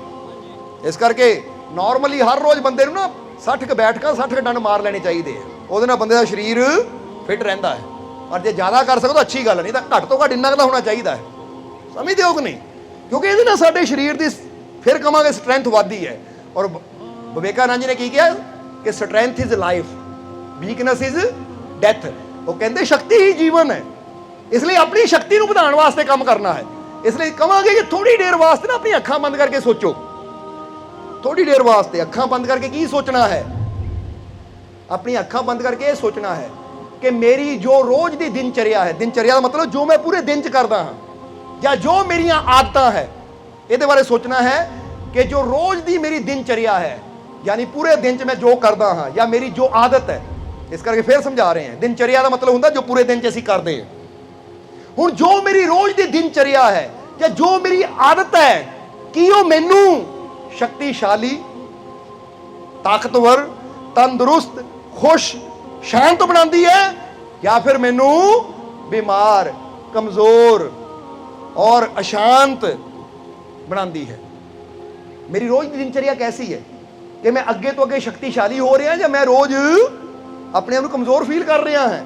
ਅਗਰ ਮੈਂ ਆਪਣੇ ਆਪ ਨੂੰ ਰੋਜ਼ ਕਮਜ਼ੋਰ ਫੀਲ ਕਰ ਰਿਹਾ ਕਿ ਮੈਂ ਯਾਰ ਹੌਲੀ ਹੌਲੀ ਤਾਕਤ ਘਟਦੀ ਜਾ ਰਹੀ, ਤੇ ਇਹਦਾ ਮਤਲਬ ਮੈਨੂੰ ਆਪਣੀਆਂ ਆਦਤਾਂ ਨੂੰ ਬਦਲਣਾ ਪੈਣਾ, ਆਪਣੀ ਦਿਨਚਰਿਆ ਨੂੰ ਬਦਲਣਾ ਪੈਣਾ ਹੈ। ਕਿਉਂਕਿ ਜੇ ਮੈਂ ਬੁਰਾ ਖਾਂਦਾ ਆ, ਫਰਜ਼ ਕਰੋ ਆ ਰੇੜੀ ਲੱਗੀ ਹੈ ਬਈ, ਆ ਸਮੋਸੇ ਬੜੇ ਸਵਾਦ ਹੈ, ਚਲੋ 4 ਸਮੋਸੇ ਖਾ ਲਈਏ, ਰੋਟੀ ਛੱਡੀਏ, ਦਾਲ ਸਬਜ਼ੀ ਛੱਡੀਏ। ਕਿਉਂਕਿ ਅੱਜ ਕੱਲ੍ਹ ਦੇਖਿਆ ਕਿ ਨੌਜਵਾਨ ਹੋਣ ਜਾਂ ਬੱਚੇ ਹੋਣ, ਉਹ ਘਰ ਦੀ ਦਾਲ ਰੋਟੀ ਨਹੀਂ ਖਾਂਦੇ, ਘਰ ਦੀ ਦਾਲ ਸਬਜ਼ੀ ਨਹੀਂ ਖਾਂਦੇ, ਬਲਕਿ ਉਹਨਾਂ ਨੇ ਕੀ ਖਾਣਾ ਹੈ, ਆ ਪੀਜ਼ਾ ਆ ਜਾਵੇ, 버ਗਰ ਆ ਜਾਵੇ, ਸਮਝਦੇ ਹੋ, ਆ ਛੋਲੇ ਭਟੂਰੇ ਆ ਜਾਣ, ਆ ਫਲਾਨੀ ਚੀਜ਼ ਆ ਜਾਵੇ, ਤਲੀਆਂ ਚੀਜ਼ਾਂ ਆ ਜਾਣ। ਹੁਣ ਇਹ ਜਿਹੜੀਆਂ ਚੀਜ਼ਾਂ ਇਹ ਸਾਡੇ ਸਰੀਰ ਦੀ ਸਟਰੈਂਥ ਨੂੰ ਵਧਾਉਣ ਵਾਲੀਆਂ ਨਹੀਂ ਹੈ, ਕਮਜ਼ੋਰ ਕਰਨ ਵਾਲੀਆਂ। ਇਸ ਲਈ 2 ਚੀਜ਼ਾਂ ਤਾਂ ਕਹਿ ਦਈਏ ਵੀ ਜ਼ਰੂਰੀ, ਕਿਉਂਕਿ ਅਸੀਂ ਤੁਹਾਨੂੰ ਸ਼ਕਤੀਸ਼ਾਲੀ ਦੇਖਣਾ ਚਾਹੁੰਦੇ ਹਾਂ। ਹੁਣ ਬੰਦੇ ਦੀ ਆਦਤ ਕੀ ਹੁੰਦੀ ਹੈ ਕਿ ਬੈਠਣਾ ਹੈ, ਬੈਠ ਕੇ ਜ਼ਿਆਦਾ ਟੀਵੀ ਦੇਖਣਾ ਜਾਂ ਮੋਬਾਈਲ ਤੇ ਲੱਗੇ ਰਹਿਣਾ ਹੈ।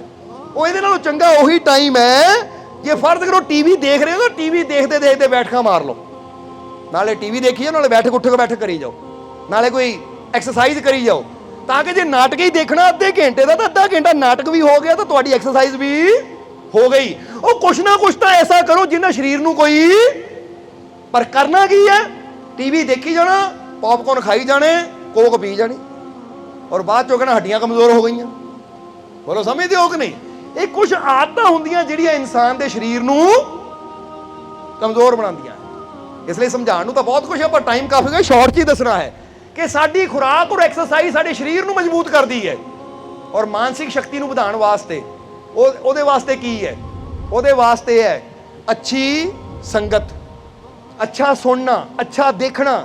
ਕਿਉਂਕਿ ਜਦੋਂ ਅਸੀਂ ਅੱਛਾ ਦੇਖਦੇ ਹਾਂ, ਅੱਛਾ ਸੁਣਦੇ ਹਾਂ, ਤਾਂ ਸਾਡਾ ਮਨ ਵਿਚਾਰਾਂ ਦਾ ਹੀ ਇਕੱਠ ਹੈ। ਜਦੋਂ ਅੱਛੇ ਵਿਚਾਰ ਸਾਡੇ ਅੰਦਰ ਜਾਂਦੇ ਆ ਤਾਂ ਸਾਡਾ ਮਾਨਸਿਕ ਸ਼ਕਤੀ ਵੱਧਦੀ ਹੈ।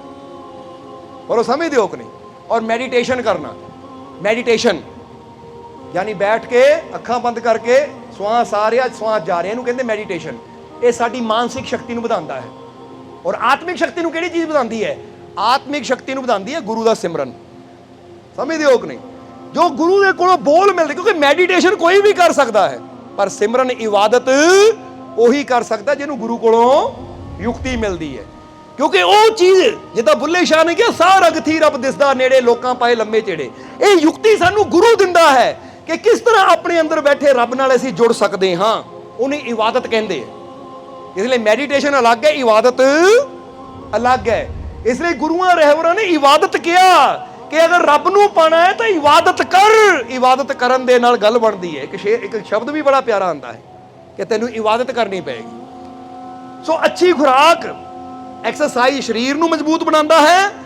ਅੱਛੇ ਸਤਸੰਗ ਵਿੱਚ ਬੈਠਣ ਨਾਲ, ਅੱਛੀ ਸੰਗਤ ਵਿੱਚ ਬੈਠਣ ਨਾਲ, ਮੈਡੀਟੇਸ਼ਨ ਕਰਨ ਨਾਲ ਮਾਨਸਿਕ ਤੌਰ ਤੇ ਅਸੀਂ ਮਜ਼ਬੂਤ ਹੁੰਦੇ। ਤਾਂ ਗੁਰੂ ਦੇ ਕੋਲੋਂ ਯੁਕਤੀ ਲੈ ਕੇ ਇਬਾਦਤ ਕਰਨ ਨਾਲ ਸਾਡੀ ਆਤਮਾ ਜਿਹੜੀ ਪਰਮਾਤਮਾ ਨਾਲ ਜੁੜਦੀ ਹੈ, ਤਾਂ ਉਹ ਜਿਹੜਾ ਅੰਦਰ ਸ਼ਕਤੀਆਂ ਦਾ ਭੰਡਾਰ ਹੈ ਉਹਦਾ ਸਾਨੂੰ ਗਿਆਨ ਹੁੰਦਾ ਹੈ। ਔਰ ਜਦੋਂ ਸ਼ਕਤੀ ਦਾ ਗਿਆਨ ਹੁੰਦਾ ਹੈ ਤਾਂ ਫਿਰ ਸਾਡੀ ਕਮਜ਼ੋਰੀ ਤਾਂ ਆਪਣੇ ਆਪ ਹੀ ਦੂਰ ਹੋ ਜਾਂਦੀ ਹੈ। ਔਰ ਫਿਰ ਇਹਨੂੰ ਕਹਿੰਦੇ ਆ ਕਿ ਸਟਰੈਂਥ ਇਜ਼ ਲਾਈਫ। ਫਿਰ ਜ਼ਿੰਦਗੀ ਜੀਣ ਦਾ ਮਜ਼ਾ ਵੀ। ਆਪ ਕਦੀ ਸੋਚ ਕੇ ਦੇਖੋ, ਇੱਕ ਬੰਦਾ ਹਰ ਵੇਲੇ ਹਾਏ ਹਾਏ ਕਰੀ ਜਾਂਦਾ, ਮਰ ਗਿਆ ਕਰੀ ਜਾਂਦਾ, ਤਾਂ ਉਹਨੂੰ ਕਵਾਂਗੇ ਇਹ ਜ਼ਿੰਦਗੀ ਦਾ ਮਜ਼ਾ ਲੈ ਰਿਹਾ ਹੈ? ਉਹਨਾਂ ਪਤਾ ਕੀ ਕਹਿਣਾ ਹੈ? ਜ਼ਿੰਦਗੀ ਸਜ਼ਾ ਹੀ ਹੈ। ਕਿਉਂਕਿ ਹਾਏ ਹਾਏ ਨਿਕਲਦੀ, ਉੱਠਦੇ ਬੈਠਦੇ ਹਾਏ ਹਾਏ ਹਾਏ, ਦੂਜੇ ਦੀ ਵੀ ਹਾਏ ਹਾਏ ਸੁਣ ਕੇ ਉਹਦੀ ਵੀ ਹਾਏ ਨਿਕਲ ਜਾਂਦੀ। ਸਮਝਦੇ ਹੋ ਕਿ ਨਹੀਂ? ਹੁਣ ਇਹਨੂੰ ਕਵਾਂਗੇ ਜ਼ਿੰਦਗੀ ਦਾ ਮਜ਼ਾ? ਜ਼ਿੰਦਗੀ ਦਾ ਮਜ਼ਾ ਤਾਂ ਉਹ ਲੈਂਦੇ ਹੈ ਕਿ ਜੇ ਮੁਸੀਬਤ ਵੀ ਸਾਹਮਣੇ ਆ ਜਾਵੇ ਨਾ, ਉਹਦਾ ਵੀ ਹੱਸ ਕੇ ਸਵਾਗਤ ਕਰਦੇ ਕਿ ਆ ਜਾ ਬਈ, ਅਸੀਂ ਹਾਏ ਹਾਏ ਕਰਨ ਵਾਲੇ ਨਹੀਂ, ਏਦਾਂ ਦਾ ਥੱਪੜ ਮਾਰਾਂਗੇ, ਵਾਏ ਵਾਏ ਕਰਕੇ ਜਾਏਗੀ। ਕਿਉਂਕਿ ਰਹਿਮਤ ਦਾ ਥੱਪੜ ਏਦਾਂ ਦਾ ਪੈਂਦਾ ਉਹਦੇ ਮੂੰਹ ਤੇ। ਸਮਝਦੇ ਹੋ ਕਿ ਨਹੀਂ? ਤਾਂ ਹੀ ਕਹਿੰਦੇ ਮੈਂ ਮੁਸੀਬਤੋਂ ਸੇ ਡਰੂੰਗਾ ਨਹੀਂ, ਮੈਂ ਮੁਸੀਬਤੋਂ ਕੋ। ਹੁਣ ਕੋਈ ਕੁੱਤਾ ਤੁਹਾਡੇ ਵੱਲ ਦੌੜ ਕੇ ਆਂਦਾ ਹੋਵੇ, ਤੁਸੀਂ ਤੜਕੇ ਦੌੜੋ, ਤਾਂ ਕੁੱਤੇ ਨੇ ਕਿਹਨੂੰ ਜਾਣਾ ਹੈ? ਸੱਚ ਦੱਸਣਾ, ਤੁਹਾਡੇ ਮਗਰ ਦੌੜੇਗਾ ਕਿ ਨਹੀਂ? ਕੁੱਤਾ ਕਹਿੰਦਾ ਡਰਾਤਾ ਫੜ ਲਵਾਂ ਲੱਤੇ ਦੀ। ਜੇ ਕੁੱਤਾ ਤੁਹਾਡੇ ਵੱਲ ਆਵੇ, ਤੁਸੀਂ ਇਹ ਚੱਕ ਲਓ ਡੰਡਾ, ਆ ਜਾ। ਕੁੱਤੇ ਨੇ ਉੱਥੇ ਬ੍ਰੇਕ ਲਾ ਲੈਣੀ ਹੈ, ਫਿਰ ਦੌੜੋ ਤੁਸੀਂ, ਕੁੱਤਾ ਪਿੱਛੇ ਨੂੰ ਦੌੜੇਗਾ। ਅਜਮਾ ਕੇ ਦੇਖ ਲਿਓ ਕਦੀ। ਕਿਉਂਕਿ ਡਰਦਿਆਂ ਨੂੰ ਦੁਨੀਆ ਦੁੱਖ ਡਰਾਉਂਦੇ ਐ, ਤਾਂ ਬਹਾਦਰਾਂ ਤੋਂ ਦੁਨੀਆ ਡਰਦੀ ਐ। ਔਰ ਜਿਹਦੇ ਸਿਰ ਤੇ ਮਾਲਕ ਦੀ ਰਹਿਮਤ ਦਾ ਹੱਥ ਹੋਵੇ, ਦੁੱਖ ਵੀ ਦੁਮ ਦਵਾ ਕੇ ਦੌੜਦੇ ਆ। ਇਸ ਲਈ ਡਰਨਾ ਨਹੀਂ ਹੈ। ਅੱਜ ਤੋਂ ਕਮਜ਼ੋਰ ਸਮਝ ਕੇ ਆਪਣੇ ਆਪ ਨੂੰ, ਅੱਜ ਤੋਂ ਡਰਨਾ ਨਹੀਂ ਹੈ। ਅੱਜ ਤੋਂ ਆਪਣੇ ਮਾਲਕ ਤੇ ਵਿਸ਼ਵਾਸ ਕਰਨਾ ਹੈ, ਆਪਣੇ ਮਾਲਕ ਦੀ ਸ਼ਕਤੀ ਤੇ ਵਿਸ਼ਵਾਸ ਕਰਨਾ ਹੈ, ਆਪਣੀਆਂ ਕੀਤੀਆਂ ਦੁਆਵਾਂ ਤੇ ਵਿਸ਼ਵਾਸ ਕਰਨਾ ਹੈ, ਔਰ ਅਸੀਂ ਦੁੱਖਾਂ ਨੂੰ ਡਰਾਉਣਾ ਹੈ, ਔਰ ਦੁਨੀਆ ਨੂੰ ਜਿੱਤ ਕੇ ਦਿਖਾਣਾ ਹੈ ਕਿ ਦੇਖੋ ਬਈ ਇਹ ਵਿਜੇਤਾ ਹੈ। I am winner. ਇਹ ਵਿਜੇਤਾ ਹੈ, ਲੂਜ਼ਰ ਨਹੀਂ ਹੈ, ਇਹ ਹਾਰਨ ਵਾਲੇ ਨਹੀਂ ਹੈ। ਕਿਉਂਕਿ ਫਿਰ ਕਹਾਂਗੇ ਕਿ ਮੁਹੰਮਦ ਅਲੀ ਦਾ ਇੱਕ ਵਾਕਿਆ ਹੈ, ਉਹ ਕਹਿੰਦਾ ਜਾਂ मैं जीतता हूं ਜਾਂ मैं सीखता हूं, मैं कभी हारदा नहीं है। कहता मैं कभी हारता नहीं, ਜਾਂ मैं जीतता हूं ਜਾਂ मैं सीखता हूं, कि मैं कभी हार नहीं ਮੰਨਦਾ। ਜੇ मैं हार भी ਜਾਵਾਂ ਤਾਂ ਉਹਨੂੰ मैं हार नहीं ਸਮਝਦਾ, ਉਹ ਚ ਵੀ मैं ਸਿੱਖਦਾ ਆ ਕਿ ਮੇਰੀ ਕਿਹੜੀ ਕਮੀ ਕਰਕੇ मैं हार ਗਿਆ, ਤਾਂ ਕਿ ਕਮੀ ਦੂਰ ਕੀਤੀ ਜਾਵੇ ਔਰ ਅੱਗੇ ਤੋਂ मैं ਜਿੱਤਾਂ। ਇਸ ਲਈ ਤੁਸੀਂ ਵੀ ਕਦੀ ਇਹ ਨਾ ਕਹੋ मैं हार ਗਿਆ, ਬਲਕਿ ਇਹ ਦੇਖੋ ਕਿ ਅਗਰ ਆਹ ਕੰਮ 'ਚ ਸਫਲਤਾ ਨਹੀਂ ਮਿਲੀ ਤਾਂ ਕਿਹੜੀ ਗਲਤੀ ਮੇਰੇ ਤੋਂ ਹੋਈ ਹੈ, ਉਹ ਗਲਤੀ ਦਾ ਸੁਧਾਰ ਕਰਨਾ, ਦੁਬਾਰਾ ਜਿੱਤਣ ਵਾਸਤੇ ਰੈਡੀ ਹੋ ਜਾਣਾ ਹੈ। ਕਿਉਂਕਿ ਚਲਦਿਆਂ ਚਲਦਿਆਂ ਠੋਕਰ ਲਾ ਕੇ ਗਿਰ ਜਾਈਏ ਤਾਂ ਰੋਣਾ ਨਹੀਂ ਹੈ ਕਿ ਹਾਏ ਗਿਰ ਗਏ, ਹਾਏ ਗਿਰ ਗਏ, ਨਹੀਂ। ਬੋਲੋ ਸਮਝਦੇ ਹੋ ਕਿ ਨਹੀਂ? ਬਲਕਿ ਜਿਹੜੇ ਸਮਝਦਾਰ ਹੁੰਦੇ ਆ ਨਾ, ਉਹ ਕਹਿੰਦੇ ਅੱਛਾ ਆਹ ਗਲਤੀ ਨਾਲ ਠੋਕਰ ਲੱਗੀ ਸੀ, ਕੋਈ ਨਹੀਂ, ਸ਼ੁਕਰ ਹੈ ਰੱਬ ਦਾ, ਠੋਕਰ ਲੱਗੀ ਤਾਂ ਪਤਾ ਲੱਗਾ ਆਪਣੀ ਕਮੀ ਦਾ, ਹੁਣ ਇਹ ਕਮੀ ਦੂਰ ਕਰਨੀ ਹੈ ਔਰ ਮੰਜ਼ਿਲ ਤੱਕ ਪਹੁੰਚ ਕੇ ਦਿਖਾਣਾ ਹੈ। ਇੱਦਾਂ ਦੀ ਸ਼ਕਤੀ, ਇੱਦਾਂ ਦੇ ਵਿਚਾਰ, ਇੱਦਾਂ ਦੀ ਸੋਚ ਆਪਣੀ ਰੱਖੋ ਤਾਂ ਫਿਰ ਤੁਸੀਂ ਦੇਖੋ ਜੀਵਨ 'ਚ ਕੋਈ ਕਮੀ ਨਹੀਂ ਆਏਗੀ, ਜੀਵਨ 'ਚ ਕੋਈ ਤੋਟ ਨਹੀਂ ਆਏਗੀ। ਐਸਾ ਕਿਹੜਾ ਮੈਦਾਨ ਹੈ ਜਿਹਨੂੰ ਜਿੱਤ ਨਹੀਂ ਸਕਦੇ? ਐਸੀ ਕਿਹੜੀ ਬਾਜੀ ਹੈ ਜਿਹਨੂੰ ਤੁਸੀਂ ਜਿੱਤ ਨਹੀਂ ਸਕਦੇ? ਕਿਉਂਕਿ ਜਿੱਦਾਂ ਮਿੱਟੀ ਨੇ ਸੱਟਾਂ ਖਾਧੀਆਂ, ਕੁਮਾਰ ਦੇ ਪੈਰਾਂ ਥੱਲੇ ਗਈ, ਅੱਗ ਨੂੰ ਬਰਦਾਸ਼ਤ ਕੀਤਾ, ਆਵੇ ਦੇ ਵਿੱਚ ਪੈ ਕੇ ਆਪਣੇ ਆਪ ਨੂੰ ਉਹ ਅੱਗ ਨੂੰ ਬਰਦਾਸ਼ਤ ਕੀਤਾ, ਮਜ਼ਬੂਤ ਬਣਾਇਆ, ਤਾਂ ਫਿਰ ਉਹਦੀ ਕੀਮਤ ਪੈ ਗਈ, ਫਿਰ ਸਿਰ ਤੱਕ ਪਹੁੰਚੀ, ਫਿਰ ਹੀ ਘੜੇ ਨੂੰ ਸਿਰ ਤੇ ਰੱਖਿਆ ਜਾਂਦਾ ਹੈ ਨਾ। ਹੁਣ ਇਦਾਂ ਹੀ ਜੇ ਤੁਸੀਂ ਵੀ ਸਿਰ ਤੱਕ ਪਹੁੰਚਣਾ ਹੈ ਨਾ, ਤਾਂ ਤੁਸੀਂ ਵੀ ਦਿਖਾ ਦਿਓ ਦੁਨੀਆ ਨੂੰ ਕਿ ਅਸੀਂ ਮੁਸੀਬਤਾਂ ਤੋਂ ਡਰਨ ਵਾਲੇ ਨਹੀਂ ਆ, ਹਰ ਮੁਸੀਬਤ ਦਾ ਮੁਕਾਬਲਾ ਕਰਾਂਗੇ, ਕਿਉਂਕਿ ਸਾਨੂੰ ਵਿਸ਼ਵਾਸ ਹੈ ਕਿ ਸਾਡਾ ਮਾਲਿਕ ਸਾਡੇ ਨਾਲ ਹੈ, ਉਹ ਸਾਨੂੰ ਵੀ ਫਰਸ਼ਾਂ ਤੋਂ ਅਰਸ਼ ਤੱਕ ਜ਼ਰੂਰ ਲੈ ਕੇ ਕਿਉਂਕਿ ਮੇਰਾ ਮਾਲਿਕ ਜੇ ਮੇਰੇ ਨਾਲ ਹੈ, ਮੈਨੂੰ ਵਿਸ਼ਵਾਸ ਹੈ ਉਹ ਗਿਰਾਉਣ ਵਾਲਾ ਨਹੀਂ ਹੈ, ਉਹ ਗਿਰਿਆਂ ਨੂੰ ਉਠਾਉਣ ਵਾਲਾ ਹੈ, ਉਹ ਮੈਨੂੰ ਵੀ ਉਠਾਏਗਾ, ਕਾਮਯਾਬੀ ਦੀਆਂ ਬੁਲੰਦੀਆਂ ਤੇ ਪਹੁੰਚਾਏਗਾ। ਯਕੀਨ ਹੈ ਮੈਨੂੰ ਆਪਣੇ, ਵਿਸ਼ਵਾਸ ਹੈ ਮੈਨੂੰ ਆਪਣੇ, ਤਾਂ ਫਿਰ ਪਹੁੰਚਣਾ ਕਿ ਨਹੀਂ ਉਚਾਈਆਂ ਤੇ? ਤਿਆਰ ਹੋ ਜਾਓ, ਫਿਰ ਤਿਆਰ ਹੋ ਜਾਓ। ਇਹ ਸੱਚੀ ਗੱਲ ਹੈ, ਮਜ਼ਾਕ ਨਹੀਂ ਕਰ ਰਹੇ। ਪੂਰੇ ਵਿਸ਼ਵਾਸ ਨਾਲ ਮਾਲਿਕ ਦੇ ਹੋ ਕੇ ਦੇਖ ਲਓ, ਮਾਲਿਕ ਨਾਲ ਜੁੜ ਕੇ ਦੇਖ ਲਓ। ਅੱਜ ਬਹੁਤ ਜੀਵ ਐਸੇ ਜਿਹੜੇ ਦੱਸ ਸਕਦੇ ਹੈ ਕਿ ਕੱਲ ਕੀ ਸੀ ਔਰ ਮਾਲਿਕ ਨਾਲ ਜੁੜ ਕੇ ਅੱਜ ਕਿੱਥੇ ਪਹੁੰਚ ਗਏ ਅਸੀਂ। ਬੋਲੋ ਸਮਝਦੇ ਹੋ ਕਿ ਨਹੀਂ? ਇਸ ਕਰਕੇ ਅਸੀਂ ਸਿਰਫ ਗੱਲਾਂ ਕਰਨ ਵਾਲੇ ਨਹੀਂ, ਅਸੀਂ ਕਰਕੇ ਦਿਖਾਉਣ ਵਾਲੇ ਹਾਂ। ਤਾਂ ਹੀ ਕਹਿੰਦੇ ਵਿਸ਼ਵਾਸ ਦੇ ਨਾਲ, ਮਜ਼ਬੂਤੀ ਦੇ ਨਾਲ ਆਪਣੇ ਮਾਲਿਕ ਦਾ ਦਾਮਨ ਫੜ ਲਓ, ਯਾਨੀ ਆਪਣੇ ਮਾਲਿਕ ਦੇ ਹੋ ਜਾਓ, ਵਿਸ਼ਵਾਸ ਰੱਖੋ। ਫਿਰ ਕਹਾਂਗੇ ਕਿ ਸਾਨੂੰ ਦੁਆਵਾਂ ਤੇ ਆਪਣੇ ਮਾਲਿਕ ਦੇ ਪੂਰਾ ਵਿਸ਼ਵਾਸ ਹੈ ਕਿ ਇਹਦਾ ਅਸਰ ਹੋ ਕੇ ਰਹਿੰਦਾ ਹੈ। ਬੋਲੋ ਸਮਝਦੇ ਹੋ ਕਿ ਨਹੀਂ? आज जिदा एक शायर ने बड़ा प्यारा लिखा है कि आज कितनी मुद्दत के बाद तू मुझे मिला है, जे मेरी की हुई दुआओं का सिला है। कि जे अज मैनू तू मिलिया है तो पता नहीं किन्ने के समय तो दुआवां कीतियां, तो फिर जाके अज ये मुलाकात हुई है। समझदे हो कि नहीं? दुआ करो विश्वास दे नाल, तां जो तुसीं चाहते हो तुहाडे नाल भी जरूर मिलेगा, तुहाडे तक भी जरूर पहुंचेगा। क्योंकि जिन्हां नूं अपने मालिक ते विश्वास है, फिर कदी हो नहीं सकता कि वह विश्वास नाल याद करन तां उहदी रहमत पहुंचे ना उहदे तक। और समझदे हो कि नहीं? इसलिए हुण समा काफ़ी हो गया है।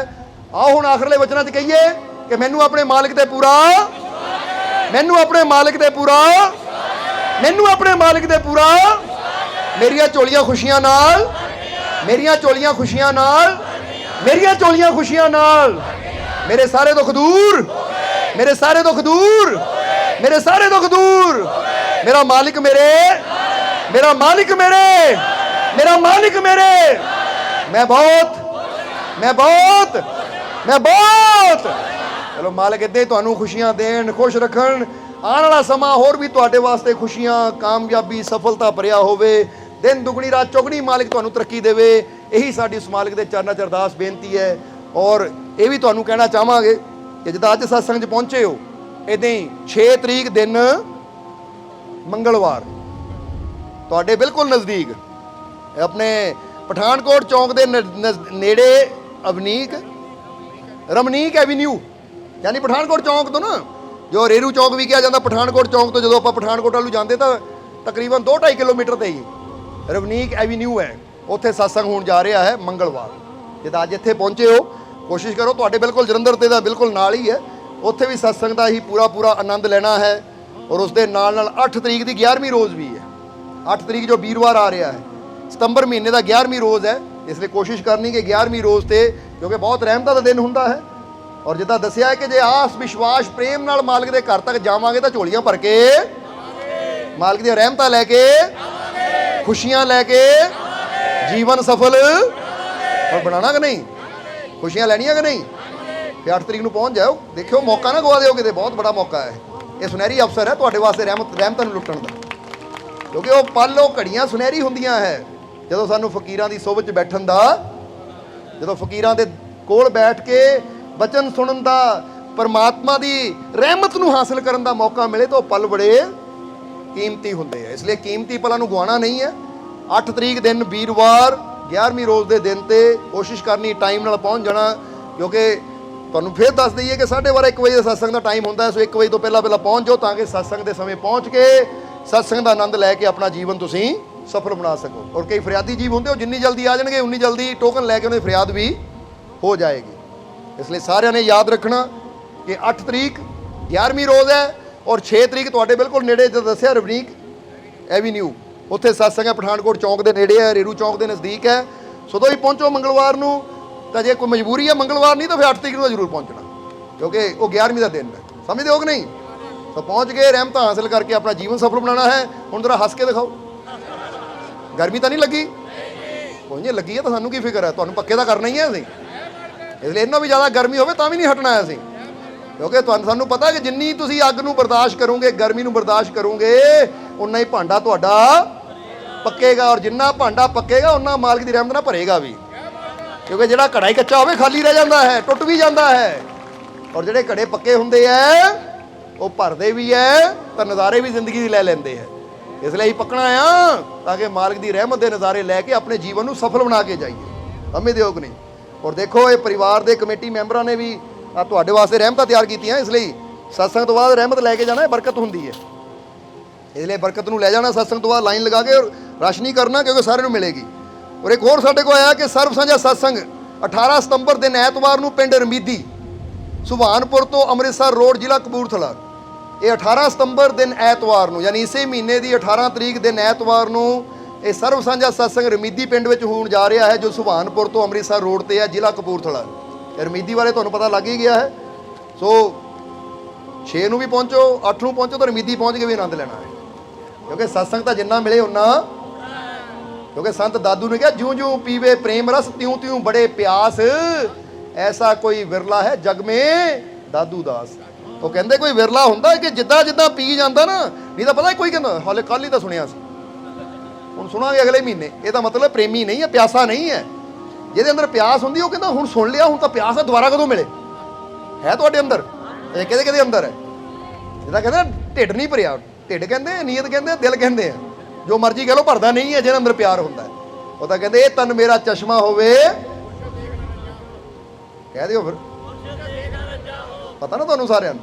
ਚਲੋ ਫਿਰ ਅੱਜ ਕਹੀਏ, ਇਹ ਤਨ ਮੇਰਾ ਚਸ਼ਮਾ ਹੋਵੇ, ਲੂ ਲੂ ਦੇ ਮੁੰਡ ਲੱਖ ਲੱਖ ਚਸ਼ਮਾ ਇੱਕ ਖੋਲਾਂ, ਇਤਨਾ ਡਿਠਿਆ ਮੈਨੂੰ ਸਬਰ ਨਾ ਆਵੇ ਹੋਰ ਕਿਦੇ ਵੱਲ, ਮੁਰਸ਼ਦ ਦਾ ਦੀਦਾਰ ਹੈ ਬਾਹੂ ਮੈਨੂੰ ਲੱਖ ਕਰੋੜਾ। ਅੱਜ ਕਿੰਨੇ ਹੱਜ ਕਰ ਲਏ ਫਿਰ ਤੁਸੀਂ? ਚਲੋ ਇੱਥੇ ਹੁਣ ਹੱਜ ਕਰਨ ਪਹੁੰਚ ਜਾਓ, 6 ਤਰੀਕ ਨੂੰ ਵੀ ਤਾਂ 8 ਤਰੀਕ ਨੂੰ ਵੀ, ਫਿਰ 18 ਨੂੰ ਰਮੀਦੀ ਦੇਖ ਲਓ। ਪਹਿਲੇ ਪਹੁੰਚੋ ਔਰ ਮਾਲਕ ਦੀਆਂ ਰਹਿਮਤਾਂ ਨੂੰ ਹਾਸਿਲ ਕਰੋ। ਔਰ ਨਾਲ ਇਹ ਵੀ ਦੱਸਣਾ ਚਾਹਾਂਗੇ 2 ਅਕਤੂਬਰ ਨੂੰ ਬਹੁਤ ਬੜਾ ਦਿਨ ਆ ਰਿਹਾ, ਯਾਨੀ ਅਗਲਾ ਮਹੀਨਾ ਜੋ ਸ਼ੁਰੂ ਹੋ ਰਿਹਾ 2 ਅਕਤੂਬਰ ਨੂੰ ਦਰਬਾਰ ਤੇ ਬੜੇ ਮਾਲਕਾਂ ਦਾ ਮਹਾਨ ਪਵਿੱਤਰ ਪ੍ਰਗਟ ਦਿਵਸ ਬੜੇ ਧੂਮਧਾਮ ਨਾਲ ਮਨਾਇਆ ਜਾ ਰਿਹਾ ਹੈ, ਜਿਹਦੀ ਖੁਸ਼ੀ ਵਿੱਚ 21 ਤਰੀਕ ਤੋਂ ਪ੍ਰਭਾਤ ਫੇਰੀਆਂ ਵੀ ਸ਼ੁਰੂ ਹੋ ਜਾਣੀਆਂ ਹੈ। ਫਿਰ 1 ਤਰੀਕ ਨੂੰ ਦੁਪਹਿਰ ਨੂੰ ਸ਼ੋਭਾ ਯਾਤਰਾ ਵੀ ਹੈ, ਸ਼ਾਮ ਨੂੰ ਵੀ ਸਤਸੰਗ ਹੈ। ਫਿਰ 2 ਤਰੀਕ ਨੂੰ ਵੀ ਬੜੇ ਮਾਲਕਾਂ ਦਰਬਾਰ ਤੇ ਨਿਸ਼ਾਨ ਸਾਹਿਬ ਦੀ ਚੜ੍ਹਾਈ ਹੋਣੀ ਹੈ, ਉਹ ਵੀ ਬਹੁਤ ਬੜਾ ਖੁਸ਼ੀਆਂ ਦਾ ਦਿਨ ਹੈ। ਉਹ ਸਾਲਾਨਾ ਪ੍ਰੋਗਰਾਮ ਹੈ ਜੋ ਸਾਲ ਬਾਅਦ ਆਉਂਦਾ ਹੈ, ਤਾਂ ਤੁਸੀਂ ਸਾਰਿਆਂ ਨੇ ਆਪ ਵੀ ਆਉਣਾ ਹੈ, ਆਪਣੇ ਸੱਜਣਾ ਮਿੱਤਰਾਂ ਨੂੰ ਵੀ ਲੈ ਕੇ ਆਉਣਾ, ਔਰ ਉਹ ਪ੍ਰੋਗਰਾਮ ਵਿੱਚ ਸ਼ਾਮਿਲ ਹੋ ਕੇ ਉਹ ਖੁਸ਼ੀਆਂ ਦੇ ਦਿਨ ਤੇ ਮਾਲਕ ਦੇ ਕਦਮਾਂ 'ਚ ਪਹੁੰਚ ਕੇ ਮਾਲਕ ਦੀਆਂ ਰਹਿਮਤਾਂ ਪ੍ਰਾਪਤ ਕਰਨੀਆਂ ਹੈ। ਯਾਦ ਰੱਖਣਾ ਕਿੰਨੀ ਅਕਤੂਬਰ ਰਥ ਯਾਤਰਾ 1 ਅਕਤੂਬਰ, ਔਰ ਮਾਲਕਾਂ ਦਾ ਮਹਾਨ ਪਵਿੱਤਰ ਪ੍ਰਗਟ ਦਿਵਸ, ਜਿਹਦੀਆਂ ਖੁਸ਼ੀਆਂ ਦੀਆਂ ਪ੍ਰਭਾਤ ਫੇਰੀਆਂ 21 ਤਰੀਕ ਤੋਂ ਸ਼ੁਰੂ ਹੋ ਜਾਣੀਆਂ, ਯਾਨੀ 10-11 ਦਿਨ ਨਾ ਲਗਾਤਾਰ ਆਨੰਦ ਹੀ ਆਨੰਦ ਵਰਸਣਾ ਹੈ। ਇਸ ਲਈ ਕੋਸ਼ਿਸ਼ ਕਰਨਾ ਕਿ ਅਸੀਂ ਇਹ 'ਚ ਜ਼ਰੂਰ ਸ਼ਾਮਿਲ ਹੋਈਏ ਔਰ ਮਾਲਕ ਦੀਆਂ ਰਹਿਮਤਾਂ ਹਾਸਲ ਕਰਕੇ ਆਪਣਾ ਜੀਵਨ ਸਫਲ ਬਣਾਈਏ।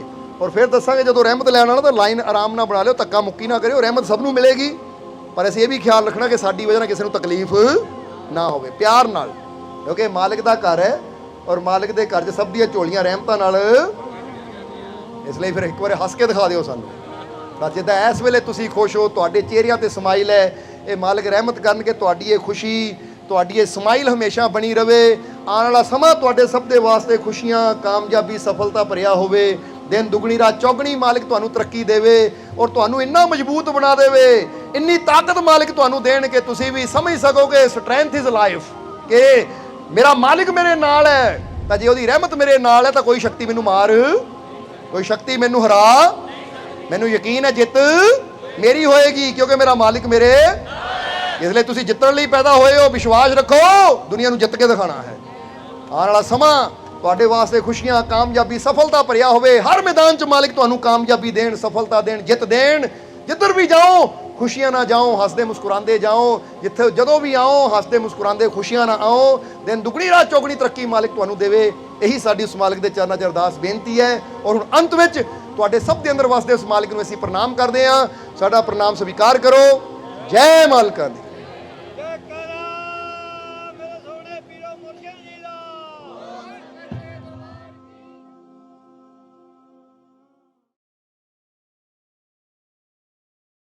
वीडियो अच्छी लगी हो तो कृपया इसे शेयर जरूर करें। आपके शेयर करने से अगर किसी की जिंदगी में अच्छा बदलाव आता है, पॉजिटिव चेंज आती है, तो ये भी आपकी तरफ से किया गया एक नेक कर्म होगा, एक सेवा होगी। तो वीडियो को शेयर जरूर करें और वीडियो देखने के लिए सर्व संजय दरबार कांटियां शरीफ यूट्यूब चैनल को सब्सक्राइब करें और फेसबुक पेज को फॉलो करना ना भूलें। जय माता दी।